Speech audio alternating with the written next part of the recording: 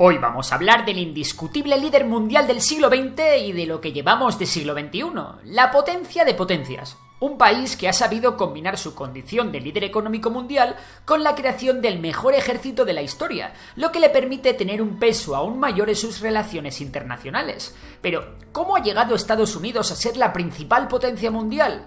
¿Qué le ha hecho diferente respecto a otros países? ¿Podrá seguir siendo la principal potencia mundial en las próximas décadas? Pues ahora mismo lo vamos a ver. Para entender el poder actual de Estados Unidos, vamos a repasar unos datos con los que vais a flipar. Solo California tiene más PIB que una potencia como Reino Unido, y de ser independiente sería la quinta economía del mundo. Estados Unidos gasta más en defensa que la suma de los 7 siguientes países que más gastan. En Estados Unidos, 1 de cada 1.2 habitantes es usuario de Internet. 9 de las 10 mejores universidades del mundo y 38 de las mejores 50 están en Estados Unidos. En el momento en el que escribo esto, 9 de las 10 mayores empresas cotizadas del mundo son estadounidenses, y solo la petrolera estatal Saudi Aramco se cuela en este ranking. Estados Unidos también lidera el ranking de premios Nobel con 385. El siguiente país con más premios Nobel es Reino Unido con 132, y de los 100 solo pasan ellos dos y Alemania con 108. Así que ya nos podemos hacer una idea de la hegemonía que actualmente Estados Unidos tiene en el mundo. Y ahora vamos a ver de dónde viene todo esto. Antes de que las 13 colonias que más tarde formarán Estados Unidos en la costa oeste del país se independizasen, estas ya eran un lugar relativamente desarrollado, en el que la revolución industrial se abría paso.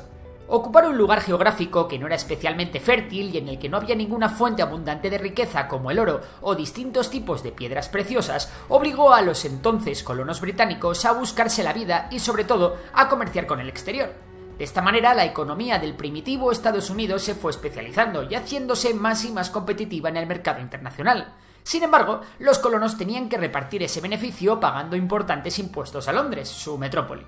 El malestar de los colonos por sentirse exprimidos por Londres y el poco cuidado que la metrópoli prestaba a sus colonias norteamericanas llevó a que los colonos británicos se quisieran independizar y así montarse ellos su propio chiringuito, cosa que consiguieron tras la Guerra de la Independencia de Estados Unidos. En 75 años, las 13 colonias se habían expandido una barbaridad, sometiendo a los indios nativos y largando de allí a base de talonario a holandeses, alemanes y sobre todo a franceses y españoles. También su pronta industrialización permitió a Estados Unidos tener una industria armamentística competente con la que pudo tomar gran parte del territorio de la recién fundada México. En esta guerra, finalizada en 1848, Estados Unidos se hizo con los actuales estados de Arizona, California, Nevada, Utah, Nuevo México y partes del Colorado, Wyoming, Kansas y Oklahoma. Si bien el territorio inicial de las 13 colonias no era lo suficientemente extenso y rico, el territorio que Estados Unidos amasaba en 1850 sí que tenía todo lo necesario para que un país pudiera desarrollarse. Hablamos de ingentes cantidades de petróleo, tierras fértiles, barra libre de madera y una gran industria minera. De hecho, a día de hoy Estados Unidos ocupa el primer lugar en la producción de carbón, uranio, molibdeno, fosfatos, magnesio, plata, oro, platino, aluminio y es de los principales productores de hierro, plomo, zinc, mercurio y wolframio, entre otros. Esta riqueza en recursos naturales aumentó aún más cuando Estados Unidos compró Alaska a Rusia por $7,2 millones, lo que incorporó a los dominios estadounidenses más tierras fértiles, ganadería, importantísimos caladeros de pesca en el mar de Bering, oro y sobre todo enormes yacimientos de gas y de petróleo. Por todo esto, Estados Unidos, al contrario que Reino Unido, nunca ha tenido que preocuparse demasiado por tener colonias o controlar territorios en otras partes del mundo, con todo el coste que ello conlleva, sino que le ha valido con tener simples bases militares desperdigadas por el mundo, donde sus fuerzas armadas pueden proyectar su poderío militar en cualquier parte del mundo cuando esto sea necesario. Pero no nos adelantemos. Sigamos. El territorio conquistado durante la primera mitad del siglo XIX también le dio a Estados Unidos defensas naturales contra invasiones o ataques extranjeros. A diferencia de Alemania, Francia o la Unión Soviética, Estados Unidos no se ha tenido que preocupar seriamente por sus fronteras en territorio continental, más allá de sus disputas iniciales con México, algo que sin duda le ha dado una gran ventaja. No obstante, ser un país grande, tener la bendición de tener ingentes recursos naturales y estar relativamente aislado de tus enemigos no es garantía de nada. Ejemplo tenemos muchos, como Brasil, Argentina o la India. Así que vamos a ver qué hizo Estados Unidos que le ha hecho tan especial. A pesar de que hoy veamos a la potencia norteamericana como el paladín del libre comercio, la historia no fue siempre así. En un principio el gobierno estadounidense intervenía bastante en la economía y era muy proteccionista con sus industrias estratégicas. ¿Qué significa ser proteccionista? Pues que subvencionaba a sus empresas para que éstas no perdiesen dinero, o que ponía aranceles a la entrada de productos extranjeros para que estos no pudiesen competir con los productos norteamericanos en Estados Unidos. Esta situación provocó que muchas industrias no estuviesen incentivadas a innovar, a mejorar sus productos o servicios o a optimizar sus costes. Pero afortunadamente para Estados Unidos el país se construyó sobre una base, la democracia. Vale, es cierto que la democracia estadounidense no era ni mucho menos perfecta. Hasta 1870 no podías votar si eras negro, o hasta 1919 si eras mujer. Pero al menos los efectos de la democracia en la economía sí estaban vigentes desde un principio. ¿Y cuáles eran esos efectos? Muy sencillo, si un presidente no es un buen gestor, puede ser relevado de su cargo cada 4 años. Y si una política económica se ha visto fracasada, puede venir otro presidente detrás y hacer justamente lo contrario. De esta manera, Estados Unidos comenzó a pivotar de una economía fuertemente protegida por el Estado a una economía menos intervenida, en la que los emprendedores tuvieron un papel fundamental, desarrollando las diferentes industrias del país, creando una cultura del emprendimiento que ha llegado hasta nuestros días. Para que os hagáis una idea, este cambio de mentalidad fue para la economía estadounidense como descorchar una botella de champán después de ser agitada. Un ejemplo de cómo Estados Unidos motivó a su ecosistema emprendedor fue con la ley de patentes, la cual aseguró a los inventores los beneficios de sus inventos durante un tiempo determinado. Aunque parezca algo lógico, en pleno siglo XIX esto no lo era, y la mayor parte de los países no aseguraban la propiedad intelectual, al menos no de la forma que lo hacía Estados Unidos. Además, la democracia consiguió que Estados Unidos fuese estable y no sufriese ninguna guerra civil, levantamiento o revolución más allá de la guerra de secesión finiquitada en 1865. Algo impensable en gran parte de las naciones europeas que sí vivieron grandes episodios de conflictividad social provocados por el poder de las monarquías absolutistas o la llegada de diferentes dictadores y caudillos al poder. Por tanto, ya tenemos 3 claves en el desarrollo de Estados Unidos. Por un lado, un territorio rico en materias primas con defensas naturales, por otro, un sistema democrático sano que repele la inestabilidad política, y por otro, un ecosistema emprendedor muy fuerte. Y entonces llegó el siglo XX cargado de oportunidades. Durante la segunda mitad del siglo XIX y durante los inicios del siglo XX, Estados Unidos se centró en mejorar sus infraestructuras para conectar sus minas con sus industrias y para conectar ambas con sus puertos. De esta manera se construyeron miles de kilómetros de carreteras, de vías férreas y se mejoraron los puertos, especialmente aquellos que conectaban Estados Unidos con Europa. Pero lo más destacable de este periodo en el que Estados Unidos todavía no era la indiscutible potencia mundial fue su postura de aislacionismo. El aislacionismo era prácticamente una religión en Estados Unidos y consistía en no tener ni amigos ni enemigos, sino simples socios comerciales.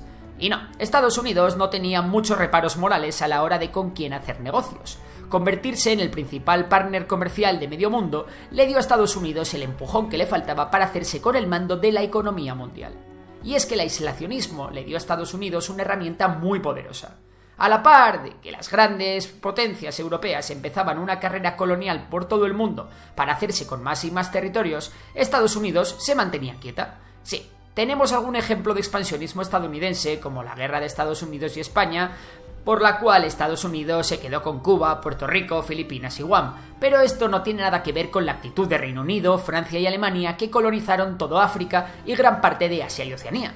Por tanto, mientras que las potencias europeas hacían crecer sus economías de forma expansiva, Estados Unidos lo hacía de forma intensiva, es decir, mejorando y optimizando todos sus procesos productivos dentro de su territorio y centrándose en crear productos de alto valor añadido. Y así es como la industria estadounidense se fue poco a poco convirtiendo en la mayor industria del mundo, una industria que además era intensiva en tecnología. De repente empezaron a crearse fábricas de todo tipo por todo el país y Estados Unidos comenzó a necesitar trabajadores, muchos trabajadores.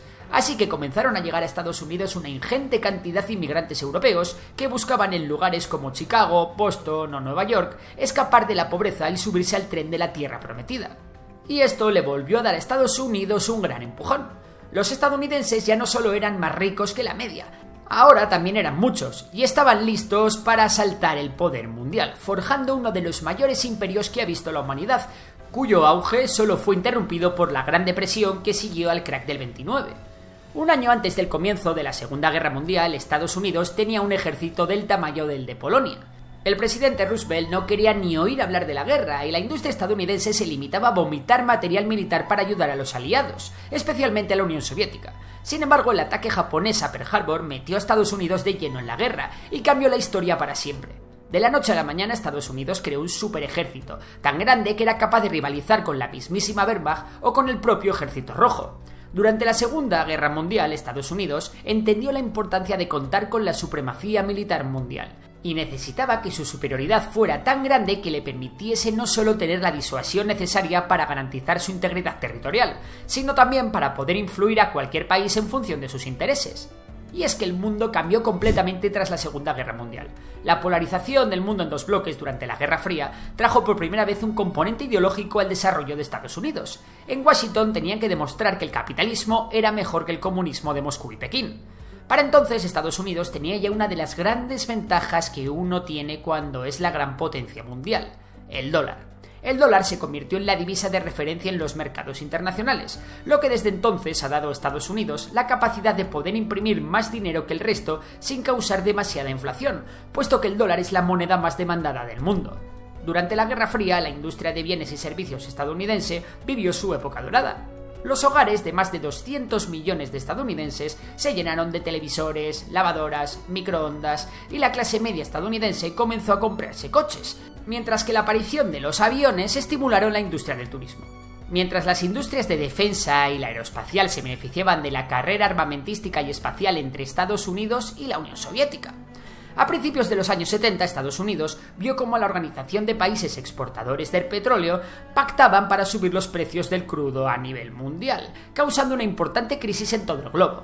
Fue entonces cuando la política exterior de Estados Unidos cambió y dejó de centrarse tanto en cuestiones ideológicas para centrarse en cuestiones económicas, asegurando el control mediante alianzas o mediante intervenciones militares en aquellos lugares donde había fuentes de combustibles fósiles. De esta manera, Estados Unidos comenzó a tejer alianzas en Oriente Medio, estallando las dos guerras del Golfo, pero para entonces, y sin ningún rival geopolítico por la caída de la Unión Soviética, Estados Unidos ya se estaba preparando para dar un nuevo golpe de mano. A la par que todo este increíble desarrollo se iba dando, Estados Unidos fue creando un sistema universitario espectacular, fundando las mejores universidades y centros de investigación del mundo. Mecas del conocimiento como Harvard, Stanford, el MIT o Berkeley se integraron de manera perfecta con el sector privado, y Estados Unidos vivió una nueva revolución, la revolución del conocimiento. Eso sí, si bien Estados Unidos ha sido capaz de aglutinar las mejores universidades del mundo, nunca ha llegado a conseguir que ésta fuese accesible a toda su población. En cualquier caso, al calor del conocimiento, la llegada de Internet trajo una nueva oleada de empresas, entre las que destacan nombres como Microsoft, Apple, Google, Amazon, Facebook y Tesla, y otras más pequeñas y quizás algo menos conocidas, pero también claves como pueden ser Nvidia, Dell, Salesforce, Adobe o PayPal. Y así es como Estados Unidos ha llegado a ser la gran potencia que soy, una mezcla perfecta de generación de materias primas, potencia industrial y grandes empresas de servicios capaces de cambiar el mundo. Sin embargo, ahora la pregunta es, ¿será capaz Estados Unidos de mantener su posición de dominancia mundial? Israel, un país que apenas tiene 75 años de historia, pero que sin embargo es toda una potencia económica y militar de primer orden, capaz de hacer frente a cualquier enemigo de su región. A pesar de tener un conflicto semi-interno abierto desde hace décadas y a pesar de haber sufrido ataques por parte de todos sus vecinos, Israel ha sido capaz no solo de crecer y desarrollarse, sino de colocarse a la vanguardia de una infinidad de sectores que han hecho de Israel un estado rico y próspero. Además, Israel es una gran potencia militar con unas fuerzas armadas bien equipadas y mejor entrenadas, pero ¿cómo ha conseguido llegar a ser lo que soy? ¿De dónde ha sacado Israel tanto dinero? ¿Hay algo detrás de todo esto? Pues venga, pónganse cómodos, que enseguida lo vamos a ver, porque detrás de esta historia hay muchas luces y muchas sombras. Bien, lo primero que tenemos que analizar antes de ver las razones que han llevado a este increíble desarrollo de Israel es si de verdad el país es tan rico y tan poderoso como parece, y la respuesta es que sí. Israel no tiene nada que envidiar a otras economías desarrolladas y su PIB per cápita ha superado ya el de potencias europeas como Francia, Alemania o incluso a su antigua metrópoli Reino Unido. ¿Y si lo comparamos con sus vecinos? Aquí sí que no hay color. El PIB per cápita de Israel es de algo más de $52.000, mientras que el de Egipto apenas pasa de los $3.500. El de Jordania y Líbano está en el entorno de los 4.000 y el de Turquía en los 9.000. Vamos, que sí, que comparado con los países de su entorno, Israel es un país muy rico, y eso que no cuenta con las ventajas que tienen, por ejemplo, las monarquías del Golfo Pérsico, ya que Israel no es rica ni en petróleo ni en gas, ni tiene grandes cantidades de ningún mineral raro que le haya podido ayudar a desarrollarse. Pero además de ser bastante rico, ¿en Israel se vive bien? Bueno, cuando no vuelan los cohetes de Hamás hacia tu ciudad parece que sí. Según la clasificación del Índice de Desarrollo Humano, que tiene en cuenta no solo aspectos económicos, sino también otras variables como la educación o la esperanza de vida, Israel va bastante bien por delante de países como Italia, Francia, Austria o España. Vale, venga, esto ha quedado claro. Israel es rico y desarrollado. Tanto más que muchas de las grandes potencias que todos conocemos, pero ¿por qué es esto así, si lo tiene todo en contra?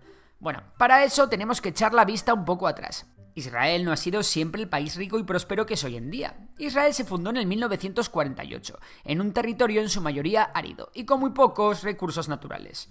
En un ambiente geopolíticamente hostil, la nación tuvo que enfrentarse a numerosas amenazas, y desde que nació Israel ha estado involucrado en varias guerras contra los palestinos y contra el resto de sus vecinos. Estados Unidos enseguida echó el ojo a Israel. Los norteamericanos necesitaban un aliado fiel en la zona, y las semejanzas culturales con Israel hacían de la nación hebrea una gran candidata.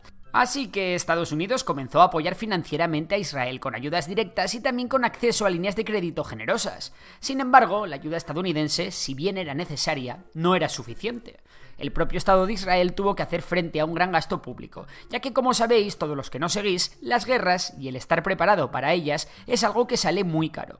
Además, el gobierno israelí no escatimaba en que sus ciudadanos viviesen en buenas condiciones con un gasto social elevado.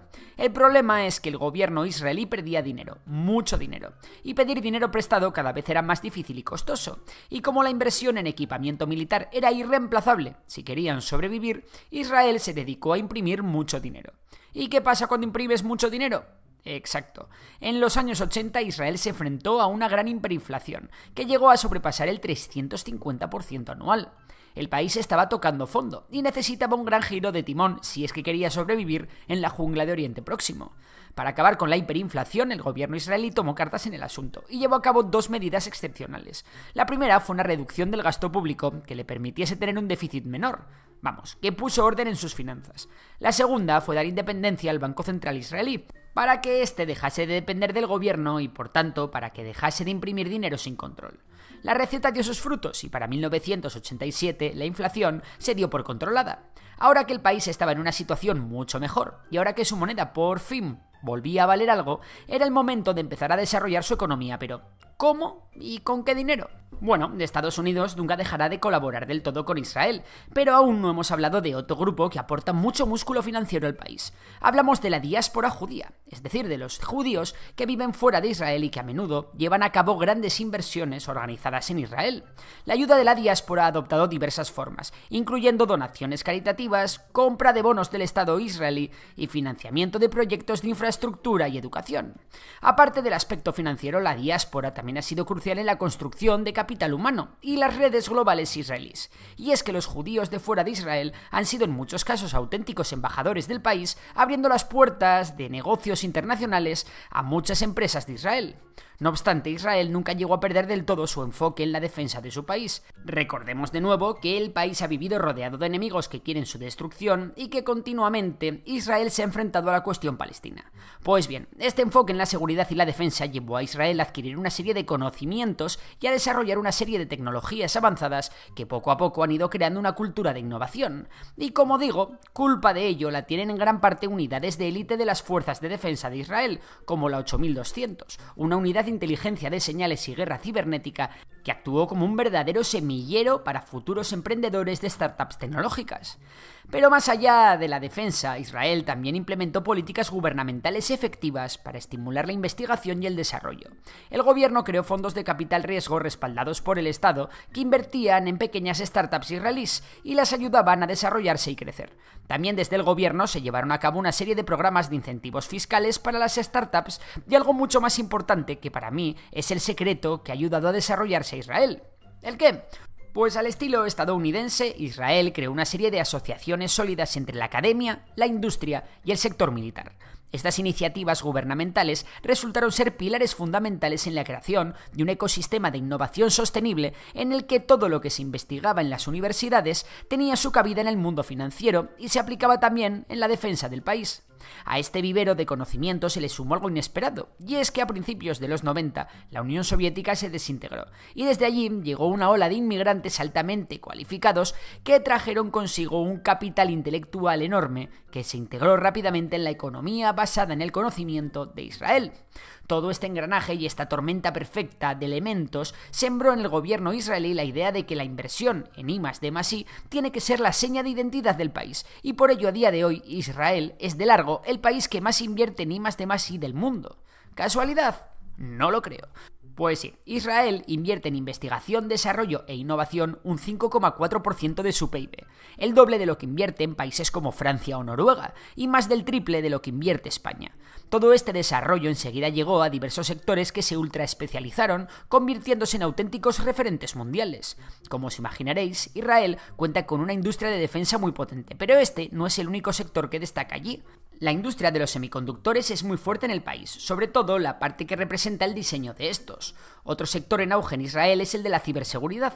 También Israel es famoso por su joyería y sus exportaciones de diamantes, y no porque tenga minas allí, sino porque tiene empresas ultra especializadas con la más alta tecnología que procesan y dan forma a los más exquisitos diamantes. Otro sector que no pasa desapercibido es el de la agricultura, y eso a pesar de que gran parte de Israel es puro desierto. Pues bien, Israel ha conseguido tecnificar tanto su agricultura que se ha convertido en un referente mundial en la producción de dátiles o naranjas. Lo mismo ocurre con la industria del agua, ya que en Israel son expertos en aprovechar al máximo su uso, reduciendo al mínimo su pérdida. Y por supuesto, el sector de las renovables, que junto con el gas offshore le permiten al país no ser dependiente de otros países como ocurría durante las décadas pasadas. Y todo ello por no hablar del turismo, aunque este sector, visto los acontecimientos recientes en el país, se puede resentir bastante. Por último, y no por ello menos importante, tenemos que hablar también de la mentalidad israelí, el famoso chutzpah, un término yiddish que se traduce más o menos como audacia, y es que el espíritu emprendedor del país ha llevado a sus empresarios a asumir riesgos, a desafiar el status quo y a abrazar el fracaso como una oportunidad de aprendizaje. De todo esto tengo un vídeo en Memorias de Tiburón en el que lo cuento todo con pelos y señales. En conclusión, estos son los factores que resumen el milagro económico israelí. 1. La ayuda exterior tanto de la diáspora como de Estados Unidos. 2. Controlar el déficit y dar independencia al Banco Central israelí. 3. Ser capaces de asociar a la empresa privada a las universidades y a las Fuerzas Armadas. 4. Hacer grandes inversiones en I+D+I. Y 5. La mentalidad y cultura emprendedora del país. Qatar. Un país desconocido hace apenas unas décadas y sin embargo un país del que a día de hoy todo el mundo ha oído hablar. Una pequeña monarquía del Golfo Pérsico gobernada por la familia Al Thani de forma absolutista desde el siglo XIX. Un país que ha conseguido amasar una enorme riqueza, teniendo la mayor renta per cápita del mundo y que ha llevado incluso al Mundial de Fútbol a sus tierras. Pero, ¿cómo ha conseguido Qatar amasar tanta fortuna? ¿Es solo el petróleo o hay algo más detrás? ¿Seguirá siendo Qatar tan rico? Pues pónganse cómodos que ahora mismo lo vamos a ver. Qatar es una península de poco más de 10.000 kilómetros cuadrados en la que en condiciones normales nadie querría vivir. Temperaturas máximas de más de 50 grados, mucho desierto y ausencia de agua dulce. Esto ha sido históricamente la tarjeta de presentación catarí. Sin embargo, a mediados del siglo XIX, en plena carrera colonial, el Imperio Británico puso sus ojos allí, ya que era un lugar perfecto para controlar la piratería que amenazaba las rutas comerciales del Golfo Pérsico. Así que los británicos se pusieron manos a la obra y tomaron todo aquello poniendo a unos títeres en el poder, la familia Al Thani. Después de varios años de toma y daca en los que el Imperio Otomano tomó la zona, los británicos recuperaron Qatar en 1916. De esta forma, Qatar se convirtió en un protectorado británico. Qatar no fue completamente independiente hasta 1971, cuando los ingleses, que ya no eran ese gran imperio de antaño, abandonaron el Golfo Pérsico. Solo un año después de la independencia, Ahmed Al Thani fue depuesto por su primo, el jeque Jalifa Al Thani, que a su vez fue depuesto en 1995 por su hijo Hamad Al Thani, el cual abdicó en 2013 en favor de su hijo, el jefe Tamim bin Hamad Al Thani, que le conoceréis porque es el que impulsó la compra del PSG por parte del grupo Qatar Investment en 2011. Y hasta aquí la historia de Qatar. Y ahora me preguntaréis, vale Borja, pero ¿y la pasta de dónde la sacan? Eso es bastante sencillo de explicar, pero lo que viene después igual os sorprende. Desde los años 40 se sabía que Qatar tenía una importante cantidad de petróleo. Esto no sorprendió a nadie, ya que por toda esa zona el petróleo abunda por doquier. Además, como en casi todos los sitios que hay petróleo, también había gas, pero este todavía no era muy popular, y todo el mundo ponía sus ojos en el oro negro. Sin embargo, en los años 70 todo cambió, ya que Qatar, que se acababa de librar del dominio británico, descubrió el mayor campo de gas del mundo. Este hallazgo coincidía con la crisis del petróleo, que subió el precio de este, y de golpe y porrazo, todos estos países productores de oro negro comenzaron a amasar enormes fortunas. Al calor del gas y sobre todo del petróleo, el hasta entonces pobre Qatar se enriqueció una barbaridad, pero hizo algo diferente a otros países productores como Nigeria, Venezuela o México, que en su misma situación acabaron teniendo grandes problemas económicos. La familia Al Thani sabía que el petróleo estaba dando mucho dinero, pero también tenía claro que la riqueza futura del país descansaría sobre tres pilares: el gas natural licuado, sus relaciones internacionales y la diversificación de ingresos, o dicho de otra manera, no poner todos sus huevos en la misma cesta. Empecemos por la primera. En los años 90 el gas ya era una de las principales fuentes de energía. Sin embargo, para transportarlo se requerían de grandes infraestructuras, es decir, de larguísimos gasoductos que Qatar no tenía, puesto que la península no estaba muy bien situada para ello. Por tanto, la familia Al Thani apostó por una nueva tecnología, el gas natural licuado. El gas natural licuado es gas que se enfría a bajísimas temperaturas, se convierte en líquido y se mete en un barco para que una vez llegue el barco a su destino, este se vierta en una planta regasificadora donde el gas natural licuado se vuelve a pasar a estado gaseoso. El problema de esta tecnología es que es mucho más cara que transportar gas a través de un gasoducto, pero lo bueno que tiene es que se puede llevar a cualquier lado del mundo que se necesite, lo que hace que sea una fuente fiable en casos de crisis energética, como ha ocurrido en Europa a raíz del conflicto entre Rusia y Ucrania. Qatar invirtió miles de millones de dólares en esta tecnología, lo que le permite a día de hoy explotar a pleno rendimiento sus recursos gasísticos, y lo que le permite también realizar este proceso de licuado de la forma más barata posible, mucho más barata que sus competidores. Y ahora vayamos al segundo punto, las relaciones internacionales de Qatar. El problema que han tenido muchos países productores de gas y petróleo es que no han sabido o no han querido llevarse bien con sus mayores clientes potenciales, que históricamente han sido Estados Unidos y Europa, aunque hoy podemos meter a China e India en este club.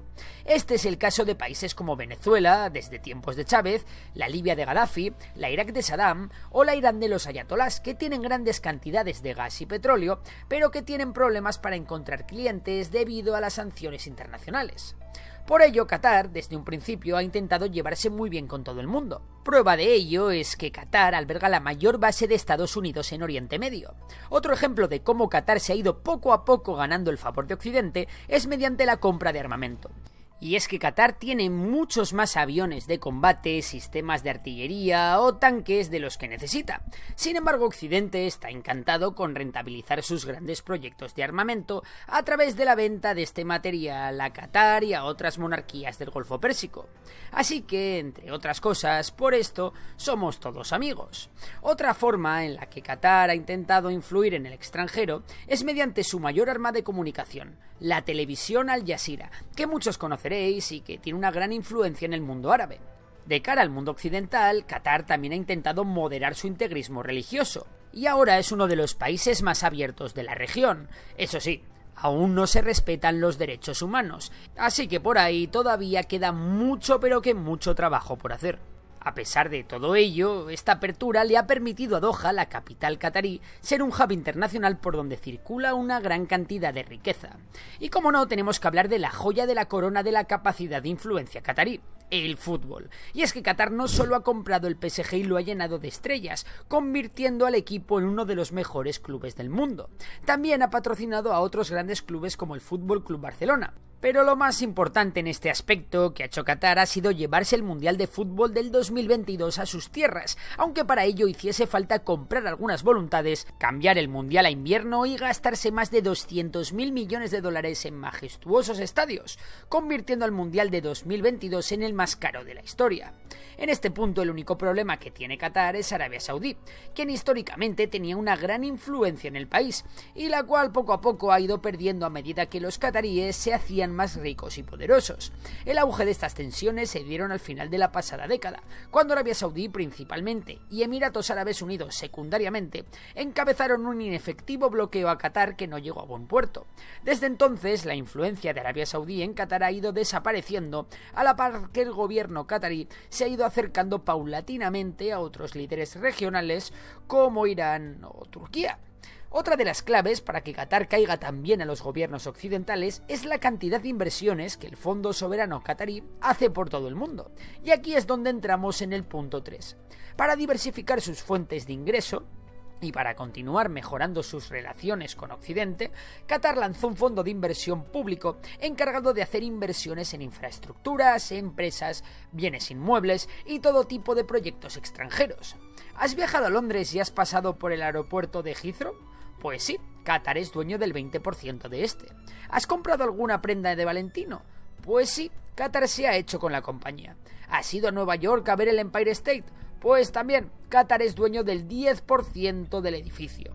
Para que os hagáis una idea, el valor de las posesiones cataríes en Londres son mayores que las de la corona inglesa.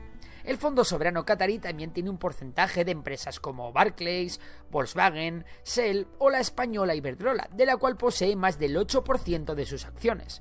De esta manera, como también hiciera Noruega, Qatar se ha montado uno de los mayores fondos soberanos del mundo, que le sirve para no depender exclusivamente de los ingresos derivados del gas y del petróleo. Así que si vienen mal dadas, Qatar se está tejiendo su particular red de seguridad. Todo esto ha convertido a Qatar en el país más rico del mundo en términos per cápita, ya que a pesar de que en Qatar viven 2,5 millones de personas, tan solo 300.000 tienen la ciudadanía qatarí. Y por supuesto, ninguno de ellos paga impuestos y todos tienen un montón de facilidades y subsidios, algo que por otra parte también apuntala el régimen de los Al Thani.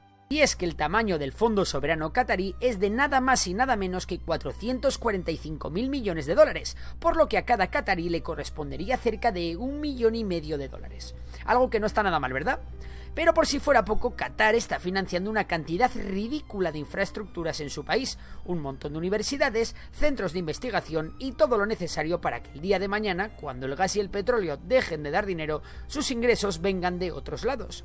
Todo esto se encuadra dentro de la llamada Visión Nacional de Qatar 2030, un plan del gobierno para transformar Qatar en una sociedad avanzada capaz de lograr un desarrollo sostenible en 2030, que pone su énfasis en convertir al país en un centro mundial del conocimiento. Y bueno, ahora que sabes todo esto, la pregunta es para ti. ¿Conseguirá Qatar seguir siendo el país más rico del mundo? ¿Hay algo que amenace su reinado? Es un hecho. Noruega ha conseguido llegar a la cima de la economía mundial. El país escandinavo se encuentra en los primeros puestos de la lista mundial de la mayoría de indicadores económicos y de bienestar. Es uno de los países del mundo con mayor PIB per cápita, con mayor renta per cápita, y su deuda es estable y ronda el 40% del PIB. Muy lejos de la deuda española, que ya es mayor del 100% del PIB, o de Japón, cuya deuda está en el 235% de su PIB. También es uno de los países con mayor índice de desarrollo humano, es decir, que tienen una pedazo de calidad de vida de flipar, e incluso es uno de los países con un menor coeficiente de Gini, o dicho de otra manera, es uno de los países con menor desigualdad entre ricos y pobres de todo el mundo. Por si esto fuera poco, Noruega es uno de los países donde es más fácil hacer negocios y prácticamente ha alcanzado el pleno empleo. Pero, ¿cómo ha llegado Noruega a esta situación? ¿Qué ha hecho su gobierno para poder dar tanto bienestar a su población? O mejor dicho, ¿qué no ha hecho? Pues venga, poneros cómodos que arrancamos. Igual algunos estáis pensando que Noruega ha hecho todo esto a base de liberalismo, de rebajar impuestos, flexibilizar despidos y de explotar a los trabajadores haciéndoles trabajar mucho, cobrando poco, ¿no? Pues nada más lejos de la realidad. Las condiciones laborales en Noruega son muy buenas y prácticamente nadie excede su horario estrictamente laboral. De hecho, la cantidad de noruegos que trabajan más de 50 horas semanales es de apenas el 3%, por el 11% que es la media de la OCDE. Pues bien, vamos a empezar con la historia de cómo Noruega se ha convertido en el modelo económico soñado por todos. En los años 60, es decir, hace nada, Noruega era un país con una economía, digamos, modesta, que prácticamente vivía de la pesca y poco más. El nivel de vida de sus ciudadanos se podía comparar perfectamente con la España de la época, que de aquellas también estaba comenzando a crecer, y su clase media empezaba a ser más y más numerosa. Sin embargo, su economía estaba lejos de las grandes potencias europeas como Reino Unido, Francia o Alemania. Sin embargo, en mayo de 1963, bingo, Noruega reclamó la soberanía de unas aguas situadas en el Mar del Norte. ¿Y qué tenían esas aguas? Pues aunque parezca increíble, en 1969 los noruegos, tras mucho buscar, descubrieron que esas aguas tenían unas reservas de petróleo enormes. A Noruega le acababa de tocar la lotería. El problema con que te toque la lotería ya sabéis cuál es, que si no sabes gestionar bien tu suerte en pocos años te puedes arruinar. Y antes de que quitéis el vídeo, tranquilos que esta no es otra historia de cómo un país se ha hecho rico a base de vender petróleo. Bueno, en realidad sí, pero Noruega no es Arabia Saudí. Lo que sí es verdad es que enseguida Noruega se convirtió en uno de los principales productores de petróleo mundiales. De hecho, era el mayor productor mundial per cápita. Y los años 70 trajeron muy buenas noticias. Un acuerdo entre algunos de los principales países productores de petróleo que crearon una organización llamada la OPEP hizo que en los años 70 el precio del petróleo subiese una barbaridad, provocando una crisis mundial. Sin embargo, a Noruega esto le vino como Dios, ya que de repente podía vender su petróleo muchísimo más caro y el dinero empezó a llegar a raudales al país escandinavo. A Noruega le acababa de tocar la lotería por segunda vez. Bueno, ¿y qué creéis que hicieron los noruegos? ¿Convertiroslo en Dubái? ¿Empezar a repartir Ferraris a diestro y siniestro? ¿Quitar completamente los impuestos? Pues no, más bien todo lo contrario. A ver, os pongo en situación. Para empezar, toda o casi toda la producción de petróleo estaba en manos del gobierno, mediante una empresa pública llamada Statoil. Y sí, es verdad que durante los años 70 la economía noruega multiplicó por 5 su PIB, pero el gobierno noruego no permitió que toda la economía de Noruega pasase a ser dependiente del petróleo, y esto es súper importante. Imagínate que como el petróleo es lo que más dinero te da, haces que toda tu economía, es decir, que el 100% de tus recursos se centren en sacar petróleo, que es lo que te está haciendo rico. Eso tiene sentido, ¿no? Sí y no. Muchos países han obrado así. Sin embargo, el problema que tiene esto es que si el precio mundial del petróleo baja o si se te acaba el petróleo, tu país, que depende exclusivamente de este, va a tener una crisis de proporciones bíblicas, ya que vender petróleo es lo único que sabes hacer. Y que puedes hacer también, claro. Así que Noruega no desmanteló su industria y contuvo la producción de petróleo mientras el resto de la economía seguía funcionando. De esta manera, con una red empresarial desarrollada, si bajaba el precio del petróleo o el petróleo se acababa, los noruegos podían subsistir. No obstante, a pesar de tener la producción de petróleo controlada sin desmadrarse, el gobierno noruego seguía recibiendo muchísimos beneficios del petróleo que vendía. Y claro, el gobierno se vio con una cantidad de dinero ingente, tanto que casi no sabían qué gastarlo. Sin embargo, en vez de construir rascacielos y quitarle los impuestos a sus ciudadanos, que por cierto, son unos de los más altos del mundo, Noruega optó por crear una hucha, o mejor dicho, la madre de todas las huchas. Así que Noruega creó un fondo soberano, el mayor fondo soberano del mundo. Y si os preguntáis qué es esto de un fondo soberano, pues no es más que un fondo de inversión del gobierno en el que éste invierte en activos de todo el mundo, como en acciones de empresas, materias primas, divisas, bonos de deuda, inmuebles, lo que sea. El caso es que está diseñado como un fondo de pensiones, de forma que el dinero ahorrado en este fondo realmente pertenece al pueblo noruego. Y sí, aquí ya nos metemos en un tema más ideológico, y es que para el gobierno noruego las riquezas naturales del país pertenecen al pueblo noruego, de ahí que no privaticen la industria petrolífera, y de ahí la idea del fondo soberano. Parece increíble, ¿no? Pues aún lo es más si vamos a las cifras. Para que os hagáis una idea, el fondo soberano tiene un valor aproximado de 1,2 billones de euros, es decir, una cifra similar al PIB de España. Si dividimos el valor de este fondo por el número de habitantes de Noruega, nos sale que a cada noruego le corresponden más de 200.000 euros. Eso no quiere decir que cada noruego pueda pedir su pasta y comprarse una casa. Está súper regulado en qué se puede gastar ese dinero.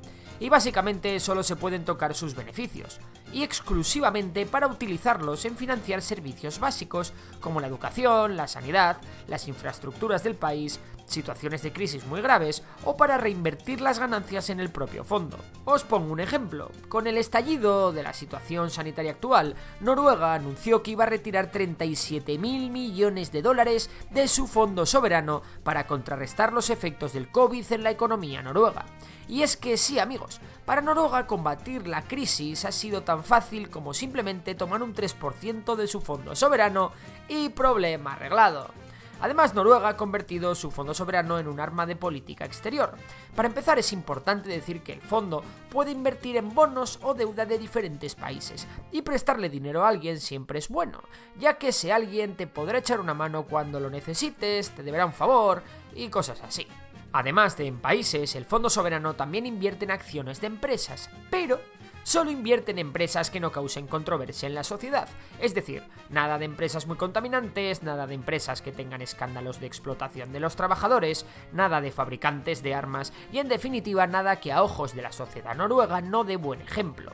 De hecho, algunas de estas empresas excluidas son gigantes como Airbus, Boeing o Walmart. También Noruega se ha convertido en uno de los mayores accionistas de empresas gigantes con un impacto global tremendo, como pueden ser Apple, Nestlé, Alphabet, que es la matriz de Google, Microsoft, Amazon, Tencent o Samsung. Por poner más ejemplos, de Apple, Microsoft y Alphabet, el fondo soberano noruego posee en torno al 1% de estas empresas. Eso le permite a Noruega sentarse en los consejos de administración de muchas de las mayores multinacionales del mundo, lo que a su vez le permite influir en las decisiones de estas en su favor o en pos de implantar los valores del gobierno noruego de turno. Además de todo esto, el gobierno de Noruega sigue siendo el accionista mayoritario de su empresa estatal de petróleo, que ahora se llama Equinor, con un 67% de las acciones. El 33% restante de sus acciones están cotizadas en bolsa, y cualquiera de nosotros las puede comprar. Y de esta forma es como Noruega ha pasado de ser un país de pescadores que no aspiraba a gran cosa, a ser una de las naciones más prósperas del mundo. Muchos dirán que tuvieron suerte y que encontraron petróleo, y yo digo que esa suerte es una maldita suerte que ha arruinado muchos países. Sin embargo, la gestión noruega ha sido brillante. Pero bueno, ¿tú qué opinas? ¿Mantendrá Noruega su nivel de bienestar? Y sobre todo, ¿crees que es la economía perfecta? México es un país que en las últimas décadas no lo ha tenido nada fácil. Los problemas del país han sido de lo más variados, pero la mayor parte de los males que asolan México han tenido un denominador común: la corrupción. De esta manera, México lo ha pasado muy mal en los últimos años y su economía no ha conseguido seguir el vertiginoso ritmo de crecimiento de otros países en desarrollo como China, India o Indonesia. Sin embargo, México tiene ante sí una de las mayores oportunidades de su historia para convertirse de una vez por todas en una gran potencia económica capaz de mirar de tú a las grandes economías del mundo. Pero, ¿qué puede hacer México para crecer? ¿Qué oportunidades tiene ante sí? ¿De verdad México puede convertirse en una de las mayores economías del mundo? Pues venga, pónganse cómodos, que enseguida lo vamos a ver. México es un país que lo tiene todo para triunfar. Demográficamente es un país potentísimo, en el que viven más de 126 millones de personas, lo que le convierten en el segundo país más poblado de toda Latinoamérica tras Brasil, y el 10º país más poblado del mundo. Además, su pirámide de población es súper sana, y todavía México no tiene grandes problemas con el envejecimiento de su población. Además, México cuenta con una riqueza tremenda en lo que a recursos naturales respecta, y es que nuestros amigos mexicanos tienen de todo: petróleo, oro, plata, cobre, zinc, plomo, fluorita, manganeso y un montón de minerales más. Y por si todo esto fuera poco, cuenta con muchísimas hectáreas de tierras fértiles gracias a su geografía, su clima y su fácil acceso a agua en muchas zonas del país. Y ya, ¿qué va? México tiene otra perla: su espectacular belleza y su rico legado cultural que han hecho de México un país que ningún año sale del top 10 de países más visitados por turistas extranjeros. Pero sobre todo, México es la puerta de entrada a Estados Unidos, y es que tener de vecino a la indiscutible potencia mundial tiene muchas ventajas, ya que lo tienes mucho más fácil que otros países para comerciar con el tío Sam. Y entonces, si México tiene todo esto, ¿por qué el país va tan mal? Bueno, razones hay muchas, pero vamos a enumerar rápidamente los grandes problemas que asolan al país. Como decía al principio del vídeo, México tiene un cáncer que está siendo casi imposible de extirpar: su corrupción. La corrupción ha sido un obstáculo importante para el desarrollo económico de México. La corrupción en México no solo es una herida por la que se escapan millones de dólares, sino que también ha traído al país una gran inseguridad y un terrible problema de violencia. Y es que México es pasto de una guerra entre cárteles, policía y ejército, en los que las organizaciones criminales continuamente luchan para tratar de hacerse con vastos territorios y controlar las rutas para introducir estupefacientes en Estados Unidos. La inestabilidad y la corrupción han creado una falta de seguridad física y jurídica que ha ahuyentado a una gran cantidad de inversores que hasta ahora no han querido saber nada del país azteca. Esto ha provocado que la economía mexicana lleve años dependiendo demasiado del petróleo y el país se ha enfrentado a crisis muy complicadas cuando su particular oro negro ha caído de precio. Y es que ya sabéis, muchas veces tener un recurso tan valioso es un dardo envenenado, ya que es complicado diversificar tu economía para no depender solo del dinero fácil. A todo esto hay que sumarle además una gran desigualdad en la que una élite muy rica y ostentosa contrasta con una clase baja muy pobre, especialmente en el ámbito rural. Pero bueno, no seamos tan negativos, que en este vídeo quiero dar esperanza e ilusión para México, porque la suerte de este país puede cambiar radicalmente. ¿Cómo? Ahora mismo lo vamos a ver. Tras la caída del muro de Berlín, Estados Unidos se quedó sin rival en el mundo que le hiciese sombra, por lo que la hegemonía mundial no estaba en peligro. Esto aceleró un proceso que venía pisando fuerte desde hacía décadas: la globalización. La globalización despertó a un gigante que hasta entonces había estado dormido: China. En pocas décadas el gigante asiático se convirtió en la fábrica del mundo. Al principio China se especializó en producir bienes en masa de escaso valor añadido y calidad dudosa. Sin embargo, con los años el país se ha desarrollado y su industria comenzó a aspirar a más, y poco a poco se ha ido convirtiendo también en una industria intensiva en el uso de tecnología y de alta calidad. Además, el desarrollo del país ha provocado que los trabajadores chinos tengan un salario mayor y, por tanto, fabricar en China está dejando de ser tan barato. Pero no solo eso, el desarrollo de China ha traído un cambio de paradigma en el mundo, y es que el gigante asiático se ha convertido en un verdadero rival para Estados Unidos a nivel económico, geopolítico e incluso militar. Este nuevo status quo quedó patente tras la guerra comercial que Trump le declaró al gobierno de Xi Jinping. Además, tras la crisis del COVID, Occidente se dio cuenta de que no podía depender de China para todo y que tenía que diversificar sus cadenas de suministros, sobre todo en industrias estratégicas, una visión que se confirmó después de que estallase el conflicto de Ucrania y muchos países de Europa se quedasen sin su principal proveedor de gas. Conclusión de todo esto, que Occidente necesita diversificar sus proveedores y encontrar otros países que puedan producir mucho y barato. Y ahí es donde entra México, que se encuentra en una situación ideal.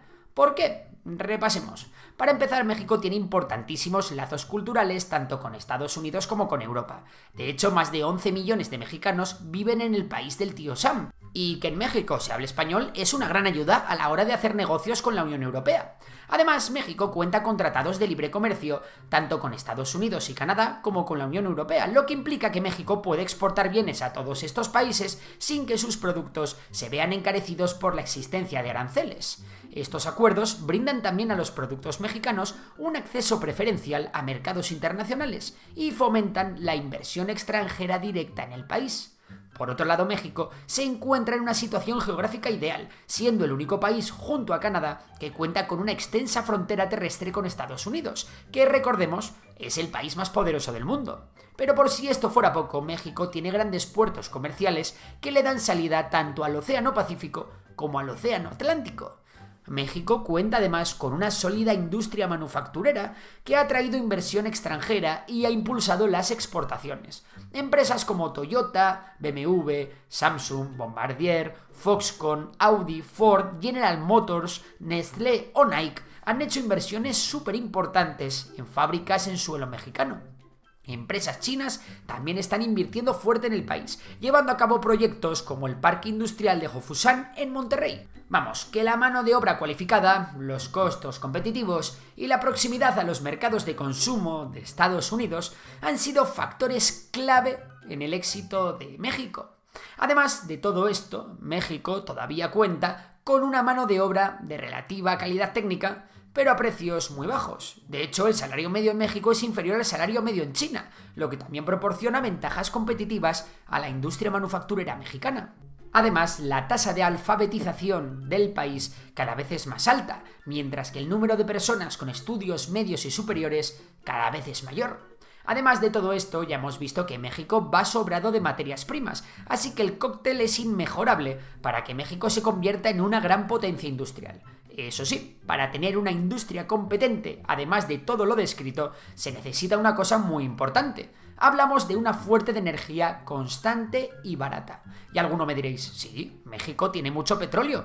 Y es verdad, pero en los procesos productivos modernos el petróleo no basta. Se necesita algo más. Y aquí es donde entra el arma secreta de México, la energía renovable. Pues sí, México tiene un montón de potencial para la instalación de un montón de potencia renovable. Y es que México tiene muchísimas horas de sol y superficie suficiente para instalar grandes parques fotovoltaicos. También tiene un montón de territorio en altura, ideal para aprovechar los vientos y generar energía eólica. Por todo ello, en 2013 México implementó una reforma del sector energético que lo abrió a manos privadas. Esto permitió la participación de empresas nacionales e internacionales en el desarrollo de proyectos de energía renovable. Desde entonces se han desarrollado numerosos parques eólicos y solares. De hecho, México se ha comprometido a aumentar la participación de las energías renovables en su matriz energética. El país tiene la meta de que el 35% de su generación de energía provenga de fuentes renovables para 2024 y se ha comprometido a reducir las emisiones de gases de efecto invernadero en un 22% para 2030. Sin embargo, más allá de la sostenibilidad, lo importante del desarrollo de la energía renovable en México es que además de poder exportarla a Estados Unidos, México también podrá proveer a su industria de energía limpia y sobre todo barata. Esto será un motivo más para que muchas industrias intensivas en el uso de energía se asienten en el país, ya que cuanto más se alejan estas industrias de su fuente energética, más sube el coste de la energía. En definitiva, México está ante una oportunidad absolutamente histórica, un tren de esos que no pasan dos veces en la vida y que pueden ayudar al país a convertirse de una vez por todas en una economía totalmente desarrollada. Comprender esto y rebajar los niveles de corrupción y criminalidad serán los ingredientes clave para que el país cree el marco perfecto en condiciones de seguridad física y jurídica, para que México se convierta en el paraíso industrial en el que todas las empresas extranjeras se quieran establecer. Y ahora que sabes todo esto, es turno para ti. ¿Crees que México podrá convertirse en una superpotencia? ¿Será capaz el gobierno mexicano de estar a la altura de este momento histórico? Hoy hablamos de un país del que nadie duda ya de que va a convertirse, si es que no lo es ya, en el país más poderoso del mundo. Un país en el que hace unas pocas décadas la gente se moría de hambre, pero que en los últimos 30 años ha ido desarrollándose a pasos agigantados, llevando a cabo un crecimiento económico sin precedentes en el mundo. Y es que jamás un territorio tan grande y con tanta población había crecido tanto en tan poco tiempo. Como ya habréis adivinado, estamos hablando de China. Pero ¿cómo ha llegado el gigante asiático a ser tan poderoso? ¿Cómo ha pasado de morirse de hambre de su población a dominar la economía mundial? ¿Tiene aún espacio para crecer más? ¿Sucumbirá Estados Unidos ante China? Pues responderemos ahora estas preguntas, así que poneros cómodos que empezamos. 1927. Ese es el año en el que la historia de China cambió para siempre. En 1927 empezó la Guerra Civil China que enfrentó a la China comunista contra la China nacionalista. El conflicto duró más de 2 décadas, porque por medio China sufrió la invasión de sus vecinos japoneses, a los que acabaron derrotando. La Guerra Civil China no terminó hasta 1949, año en el que la China comunista derrota a la China nacionalista y controla toda la China continental. Los nacionalistas, partidarios de un sistema capitalista, se tuvieron que conformar con quedarse con Taiwán. Con la victoria, los comunistas, liderados por Mao Zedong, fundan la República Popular de China y heredan una China devastada por la guerra y en la que la industrialización había sido un sueño que nunca se había podido llegar a cumplir. Las políticas que Mao comenzó a llevar a cabo fueron un tremendo y absoluto fracaso. Tanto es así que a finales de los 50 y principios de los 60, China sufrió la llamada Gran Hambruna China, considerada como la hambruna más mortal y uno de los mayores desastres provocados por el hombre en la historia humana. Los muertos provocados por esta gran hambruna oscilan entre los 15 millones y los 55 millones de personas. Ya hablaremos en otro vídeo de esta, porque el tema tiene mucha tela que cortar, pero todo se resume en que gran parte de las causas que hay detrás de estas hambrunas fueron provocadas por las políticas económicas del régimen de Mao Zedong.